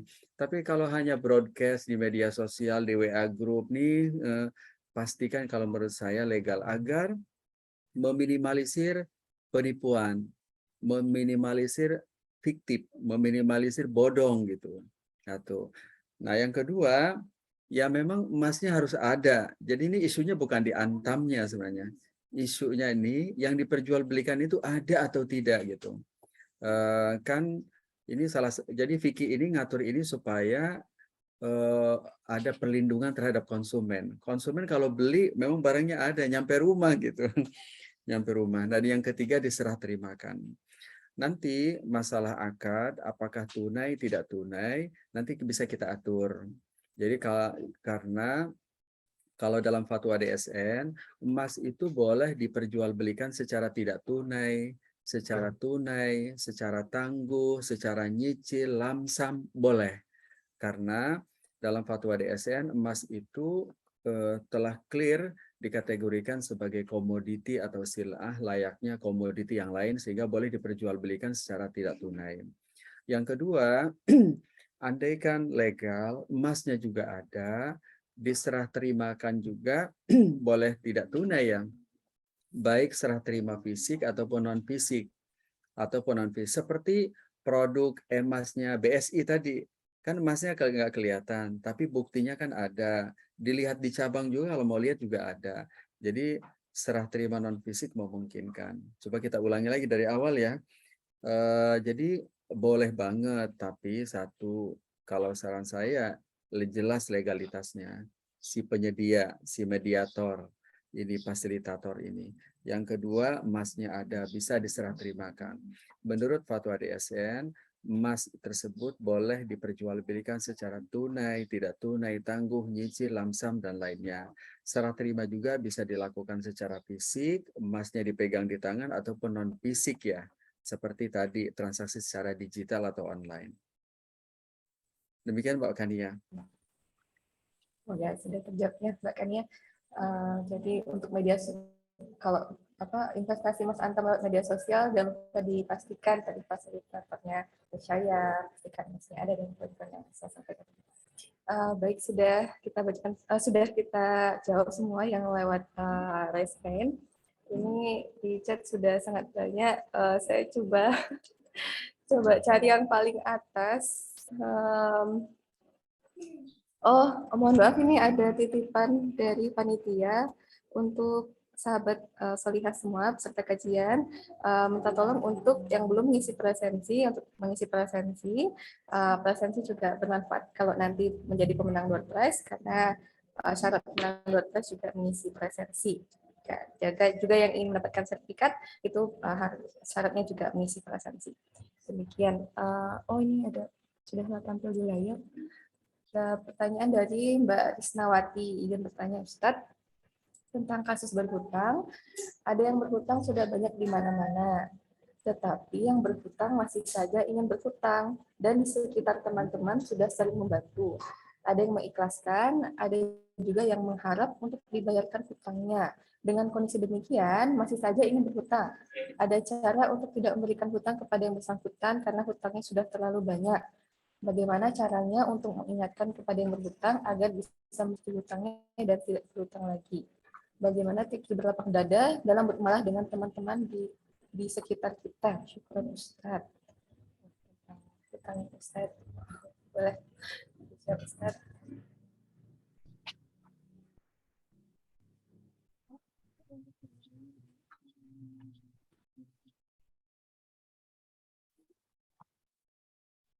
Iya, kita tunggu sebentar. Sepertinya Ustadz Tony sedang sedikit kendala. Oh iya, sedang. Oh tadi. Ya, baterai laptopnya low ternyata. Oh iya, Ustadz. Insya Allah sudah ketangkap pertanyaannya.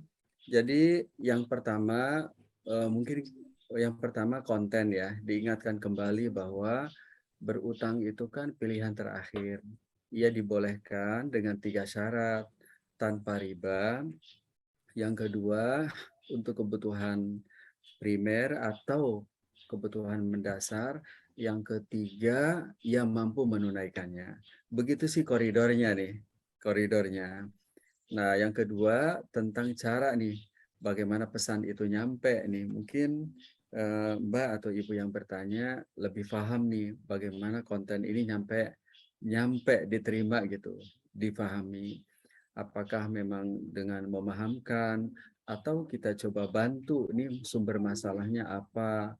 Apakah karena sumber maisha yang tidak tetap atau lainnya gitu, atau karena budaya, karena apa namanya kebiasaan buruk nih. Mungkin dari sumbernya setelah kita tahu sumber masalahnya, mungkin treatmentnya akan lebih jelas, lebih clear lagi. Demikian, Mbak. Mungkin untuk Mbak yang bertanya, Mbak, semoga sudah menjawab bagaimana cara kita bermuamalah dalam hal ini adalah hutang. Ini ada pertanyaan lagi dari sahabat Ramadhani. Mohon izin bertanya Ustadz terkait transaksi dropship jika dihadapkan dengan hadis oleh Hakim bin Hizam tentang larangan menjual barang yang belum dimiliki. Dalam hadis tersebut diceritakan bahwa seorang datang ke Hakim bin Hizam untuk membeli suatu barang. Sedangkan Hakim bin Hizam belum memilikinya. Kemudian Hakim bin Hizam bertanya tentang ini dan bermaksud untuk membelikan barang tersebut di pasar. Maka Rasul menjawab, janganlah kamu menjual barang yang belum dimiliki. Bagaimana kita menjawab pertanyaan ini? Terima kasih banyak atas jawaban yang diberikan. Ya, Mbak Ramadhani, ini benar adanya, tetapi hadis ini ada pengecualian. Jadi hadis ini tidak berlaku untuk transaksi salam dan istisna. Jadi hadis ini la tabi malaysa indak. Jangan engkau membeli yang tidak engkau miliki atau tidak mungkin engkau miliki. Benar adanya, tetapi dikecualikan akad salam dan istisna. Karena salam dan istisna ada hadisnya, hadis sahih juga. Jadi man aslafa falyusli bi kairi ma'lum muwazini ma'lum ila ajali ma'lum. Jadi boleh mana alat tunai seperti barangnya tidak tunai, seperti dropship, seperti pre-order. Jadi boleh menggunakan akad salam. Akad istisna juga boleh. Kalau salam itu berarti barangnya diserah terimakan kemudian, tetapi produknya memang tidak butuh reproduksi. Tapi kalau istisna itu butuh direproduksi, butuh dibuat seperti pakaian custom, kue, apalagi ya, yang butuh pembuatan itu istisna. Jadi Rasulullah dulu pernah menggunakan akad istisna saat ia meminta dibuatkan cincin dan mimbar di masjid. Jadi kita kembali ke kata kunci jawaban, benar hadis ini hadis sahih, tetapi hadis ini tidak berlaku untuk akad salam dan istisna. Nah, pre-order dan dropship itu menggunakan akad salam atau istisna sebagaimana hadis sahih Rasulullah SAW. Demikian Mbak Ramadhani. Sudah dijawab ya. Sudah dijawab. Paham Ustaz, terima kasih sudah diberikan. Baik, kita menunggu share screen masyarakat. Nah, ini ada pertanyaan berikutnya dari Marwah Hadijah. Mau izin bertanya Ustaz. Berarti apabila kita hanya mendapat cashback dengan metode pembayaran tertentu saja, termasuk tidak boleh membeli. Sepertinya ini tentang link aja syariah tadi Ustaz. Ya, yang sudah mendapat sertifikat. Ya Mbak Marwah, jadi memang kalau merujuk kepada fatwa imani yang bersertifikat itu ya baru link aja syariah, seperti yang saya praktekkan harian. Jadi bagaimana dengan yang lainnya kalau ada cashback? Tadi saya juga tidak berani, tidak mampu menjawab.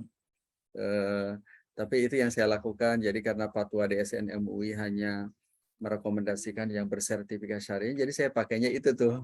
Nah, kalau pakai itu mungkin ada juga cashback, mungkin ada juga diskon, tapi saya halal dulu, baru kemudian nyari diskonnya gitu, nyari cashbacknya, tapi nyari yang halal dulu. Begitu sih Mbak Marwah, saya juga tidak bisa menjawab yang lainnya tuh, yang imani yang lain. Demikian Mbak Marwah. Mbak Marwah, ini mungkin kita kembali lagi ke konsep yang Ustadz jelaskan di awal tadi, bahwa muamalah itu harus berkah, kemudian mendapatkan ridho Allah, baru kita mendapatkan keuntungan ada menjauhi kerugian dalam bermuamalah. Jadi yang pertama itu berkah dan ridho Allah dulu, halal dulu gitu Pak Ustadz tadi bilangnya. Kemudian kita, teman-teman kalau ada yang berkenan untuk raise hand dan langsung bertanya juga boleh ya. Saya akan mendahulukan yang raise hand supaya lebih interaktif. Kita lanjutkan, sahabat Anissa bertanya. Saya suka membeli makanan lewat GoFood. Saya membayar dengan GoPay karena untuk memudahkan pembayaran. Masalahnya ketika membayar lewat GoPay, diskon khusus GoPay otomatis terpasang dan tidak bisa dilepas. Akhirnya saya cetak nominal sebesar diskon tersebut. Lalu saya niatkan untuk disumbangkan di kemudian hari ke pembangunan toilet, tempat parkir dan sejenisnya. Apakah hal tersebut dibolehkan? Kemudian ada dua pertanyaan. Yang kedua, saya ingin memberi hadiah teman yang menikah berupa emas logam mulia. Teman saya yang menikah di Sumatera, sedangkan saya di Jawa. Untuk memudahkan, saya membeli emas secara online untuk dikirimkan ke teman saya. Apakah hal tersebut boleh? Mohon berkenan jawab, Ustaz. Ya, jadi nomor satu sebenarnya tidak apa-apa, boleh. Tapi kalau menurut saya, kalau memang bisa, kalau contohnya GoFood kan bisa pakai link aja syariah. Saya biasa juga menggunakan GoFood. Semalam kemarin saya pakai, tapi pakai link aja syariah juga bisa. Jadi kalau contohnya ini yang ditanyakan, kalau rekomendasi saya sih pakai aja yang sudah clear-clear syariahnya, daripada kita bertransaksi konvensional, kemudian berharap tidak ada non-halalnya, non-halalnya kita sedekahkan gitu. Jadi itu sih rekomendasi saya Mbak Anissa.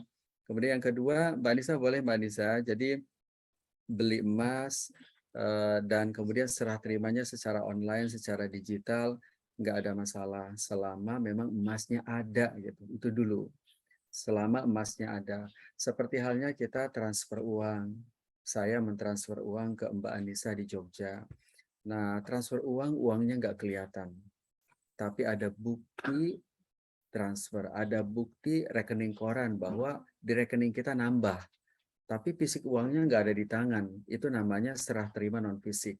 Dan itu dikategorikan sebagai serah terima yang sah. Kalau menurut bahasa Al-Khatib, ana tobihi ahkaman wala hadda lahu fil lughati faraja fihi ilal urfiyah. Demikian Mbak Anissa. Terima kasih Mbak Nisa pertanyaan dengan jawabannya tadi. Lewat GoFood itu sudah ada fitur link aja syariah gitu ya, Ustaz. Jadi bisa menggunakan yang sudah jelas gitu. Sudah tersertifikasi dari Majelis Ulama Indonesia. Kemudian untuk membeli logam emas mulia juga boleh sebagai serah terima yang sah. Kemudian ada yang sudah resen, ada Mbak Novia. Boleh bertanya langsung Mbak Novia. Baik, terima kasih. Assalamualaikum warahmatullahi wabarakatuh. Ya, Mbak Novia. Ya, Ustadz Oni, jadi ini saya di kolom chat udah menuliskan 2 pertanyaan, tapi ada 1 tambahan pertanyaan, jadi ada 3 Ustadz ya. Ya, yang pertama saya ingin tanyakan tentang arisan barang itu seperti apa ya? Karena ada adik saya yang laki-laki itu juga pernah melakukan arisan uang, tapi untuk membeli mahar gitu. Karena kalau arisan itu kan sifatnya kita seperti hutang ya, Ustadz ya. Jadi kita mengumpulkan uang gitu. Gimana? Tanya Mbak Novia. Mbak Novia itu kalau arisan barang, kalau misalnya barangnya turun naik gimana? Nah, harganya ya Ustadz ya, itu juga yang jadi pertanyaan. Maka apakah bisa? Jadi ada teman-teman saya yang mengajak misalnya membeli paket buku Islami, harganya sekitar 2 juta kita bilang. Jadi mereka nanti kita kumpulkan uang dulu bulan ini, kalau udah ada uangnya dibelikan bukunya untuk si A gitu. Nanti bulan depan terkumpul lagi uangnya dibelikan tuh saya misalnya gitu. Jadi ada gilirannya gitu. Nah, itu pertanyaan yang pertama yang juga termasuk yang mahar, Ustadz. Jadi adik saya yang laki-laki pernah dengan teman-temannya itu, jadi seperti mereka mengumpulkan uang gitu. Misalnya kali ini siapa yang mau menikah gitu ya, untuk membantu mahar temannya ini, kumpul 500.000 rupiah seorang gitu. Kali ini giliran adik saya yang menikah gitu. Jadi teman-temannya mengumpulkan uang 500.000 seorang gitu, untuk membantu biaya mahar adik saya gitu. Nanti misalnya berapa bulan kemudian ada temannya lagi yang akan menikah, mereka kumpulkan uang lagi diberikan untuk temannya. Nah, itu seperti apa Ustadz? Nah, apalagi kalau mahar memang karena saya dari Aceh ya Ustadz, kita maharnya emas biasanya gitu. Nah, harga emas juga ini biasanya bertambah ya Ustadz ya. Ini. Nah, itu pertanyaan yang pertama tadi Ustadz tentang arisan. Yang kedua, kita juga sering ya kalau ibu-ibu ini urunan uang untuk membeli kado. Nah, misalnya ada teman yang menikah, kita urunan uang untuk membeli kado supaya maksudnya kado yang diberikan bisa lebih besar gitu ya harganya gitu, nilainya gitu. Nah, ini adabnya seperti apa baiknya Ustadz? Apakah kita sepakati di awal barang apa yang ingin kita belikan dan harganya berapa, atau itu boleh nanti kemudian gitu setelah kita urunan dulu uangnya gitu, seberapa uang yang ada baru kita carikan barangnya gitu. Nah, ini baiknya seperti apa adabnya Ustadz? Nah, pertanyaan saya ketiga, maaf Ibu, mungkin batasi 2 saja karena kita dibatasi oleh waktu. Ya. Kalau boleh 1 lagi ya, izin, soalnya ini tentang hutang. Kasihan Ibu, yang lain sudah banyak. Takutnya tidak adil karena yang lain juga sudah banyak bertanya. Mungkin kita maksimalkan 2 pertanyaan untuk 1 orang. Baik Mbak, kalau gitu Ibu, saya ketik di kolom chat aja ya. Terima kasih.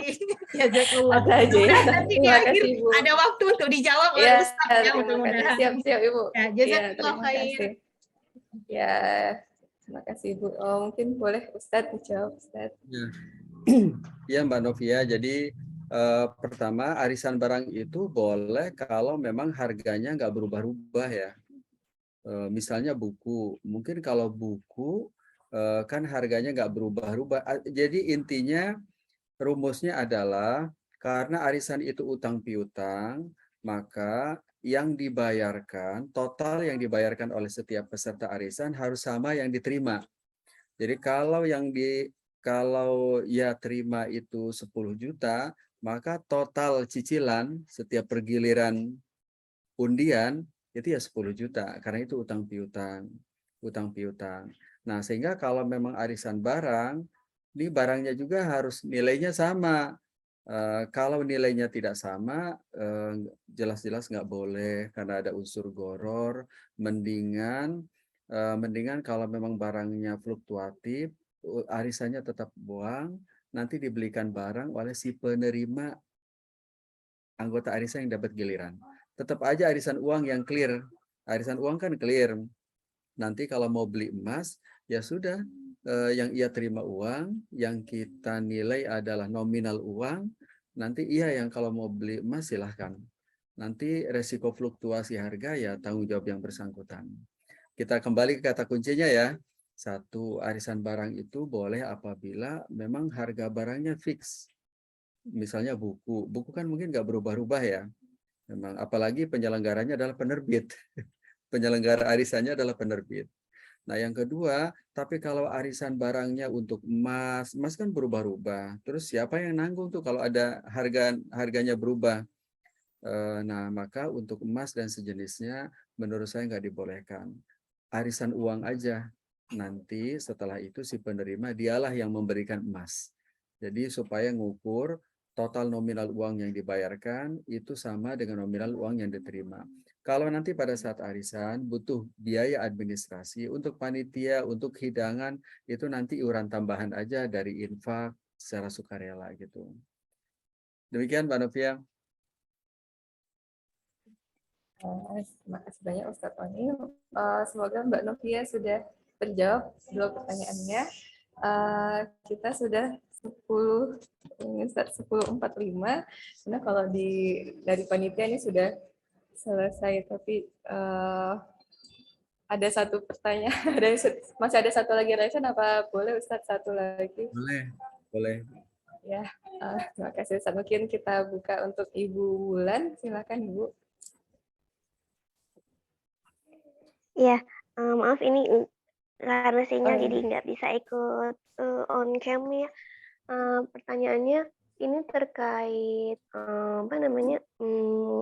mungkin spesifiknya ke anak berkebutuhan khusus ya. Jadi terutama di sini kasusnya adalah autis. Jadi kita tahu bahwa anak seperti ini dalam BPJS sekalipun tidak ada penanganan yang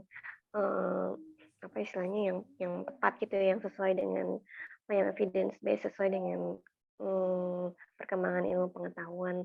Nah, kemudian mungkin ada, tapi dia berarti harus di luar dari BPJS gitu, yang tidak ditanggung oleh BPJS. Nah, kemudian dari segi pendanaan itu luar biasa besarnya. Nah, kemudian yang kedua adalah ada pakar profesor di bidang ini, di bidang kedokteran anak, mengatakan bahwa memang salah satu orang tua harus tinggal di rumah, mengalah untuk tidak bekerja. Nah, kemudian kondisinya adalah ibu itu, anak ini dalam pengasuhan ibu yang bercerai, dan dia juga punya adik satu lagi gitu kan, adiknya tidak ABK. Nah, kondisinya si ayahnya tetap mengirimkan nafkah sesuai untuk kebutuhan sehari-hari. Nah, apakah si ibu itu memang dia harus bekerja sesuai dengan saran dari keluarga agar mandiri finansial, atau dia memang sebaiknya tetap, karena memang tidak ada yang bisa mengasuh anak ini lagi gitu selain ibunya sendiri, atau dia memang tetap udah aja mengandalkan uang dari ayahnya, dan mungkin apakah keluarga besar gitu menjadi bertanggung jawab, atau seperti apa gitu secara fikih muamalahnya. Itu Ustadz, terima kasih. Ya. Assalamualaikum. Ya, jadi yang pertama memang semaksimal mungkin kebutuhan nafkah si anak terpenuhi, tapi juga riayah, perawatan, kebutuhan psikis dari si anak yang berkebutuhan khusus itu terpenuhi. Nah, semaksimal mungkin, walaupun kadarnya nggak 100%.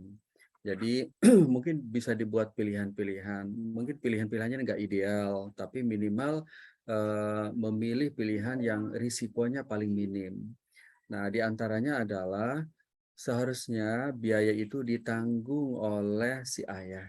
Walaupun hubungan kekeluargaan dengan si istri sudah selesai. Ya harusnya nafkah si anak itu ditanggung oleh si ayah. Ialah yang berkewajiban untuk menyediakan nafkah untuk anaknya, apalagi berkebutuhan khusus. Kudu, wajib, harus, dan harus. Nah, sehingga nanti waktu, energi, ini kan berkebutuhan khusus itu kan luar biasa ya.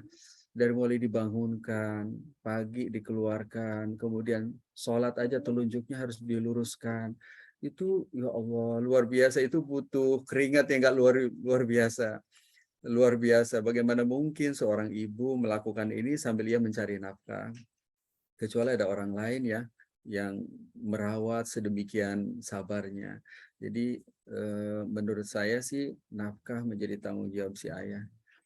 Si ayahlah yang berkewajiban, walaupun hubungan kekeluargaan dengan sudah tidak berstatus sebagai suami dari si istri atau ibu dari anak-anak.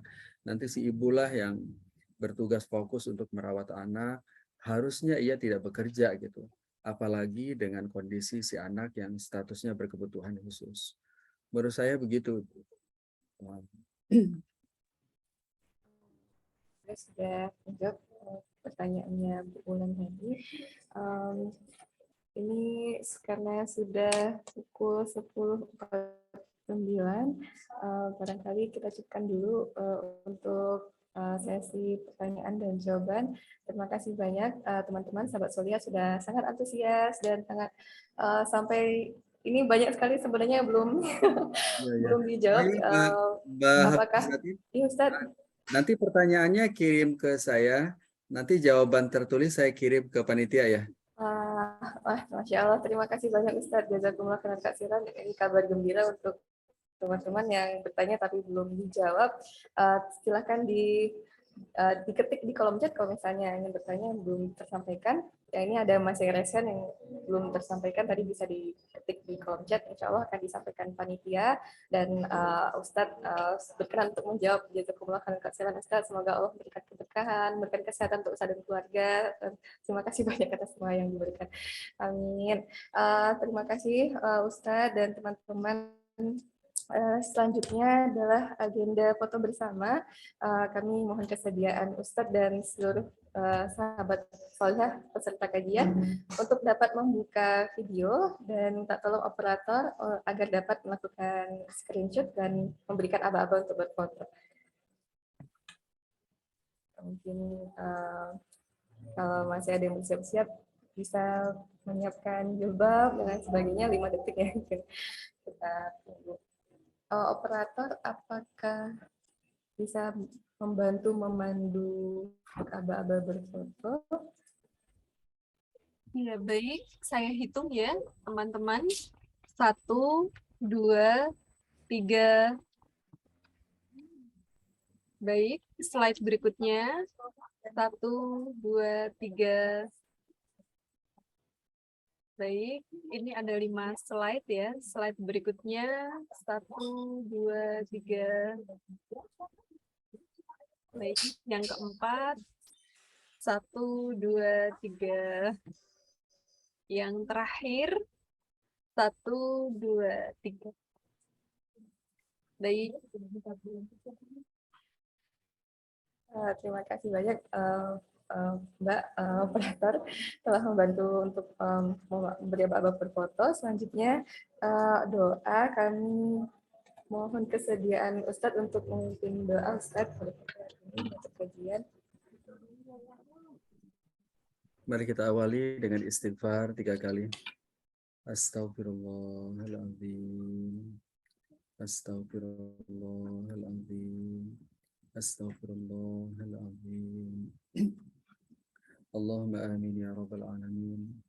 Allahumma rabbana zalamna anfusana وإن لم تغفر لنا وترحمنا لنكونن من الخاسرين ربنا ظلمنا أنفسنا وإن لم تغفر لنا وترحمنا لنكونن من الخاسرين اللهم وفق أبناءنا وبناتنا اللهم وفق أزواجنا وزوجاتنا اللهم وفق أهلنا وعشيرتنا اللهم وفق دعوتنا يا الله يا أرحم الراحمين اللهم إنا نعوذ بك من الهم والحزن ونعوذ بك من العجز والكسل ونعوذ بك من الجبن والبخل ونعوذ بك من غلبة الدين وقهر الرجال اللهم عافنا في أبداننا وعافنا في أسماعنا وعافنا في أبصارنا وصلى الله على سيدنا محمد وعلى آله وصحبه وسلم والحمد لله رب العالمين.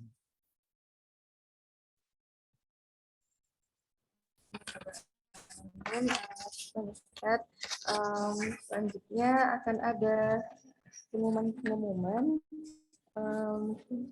Boleh minta tolong operator menampilkan untuk pengumuman pemenang door prize. Ya, ini ada peluang untuk amal soleh di hari Jumat untuk teman-teman yang berkenan untuk mendukung aktivitas dakwah kami Smart Soleh Community dapat mengirimkan info terbaik ke nomor tertera di layar.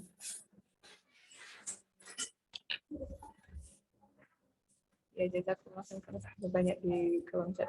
Mungkin selanjutnya kita membacakan pemenang door prize. Tertera di layar pemenang door prize ada Mbak Yana Dewi, Mbak Cindy Fitrasari, Mbak Kania Ayu, Mbak Yantri, Mbak Pramesti, Mbak Risnawati, Mbak Ramadhani, dan Mbak Novia Ertiza. Barakallahu lakum. Mohon menghubungi admin di nomor tertera di layar, bisa di screenshot. Dan jangan lupa untuk yang menang door prize ini harus mengisi presensi ya. Jadi kalau misalnya tadi belum sempat karena kendala satu dan lain hal, bisa mengisi sekarang. Baiklah, sahabat muslimah sekalian, sekali lagi kami mengucapkan terima kasih kepada pemateri, Ustadz Oni, panitia, juga seluruh sahabat muslimah serta kajian yang telah berpartisipasi dalam agenda ini. Mewakili petugas kajian pada pagi hari ini, kami mengucapkan mohon maaf apabila ada tutur kata yang terlepas, kalimat tidak bermanfaat, dan ucapan yang kurang berkenan di hati sahabat muslimah sekalian.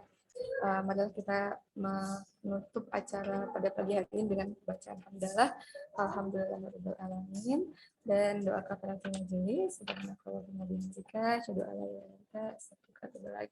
Jazakumullah khairan Ustadz Oni dan teman-teman sekalian. Mohon maaf bagi moderator banyak gelapnya. Wabillahi taufiq wal hidayah. Wassalamualaikum warahmatullahi wabarakatuh. Waalaikumsalam warahmatullahi wabarakatuh. Terima kasih Ustadz Oni, jazakumullah khairan. Ya, ibu-ibu, teman-teman, assalamualaikum. Waalaikumsalam warahmatullahi wabarakatuh. Assalamualaikum warahmatullahi wabarakatuh.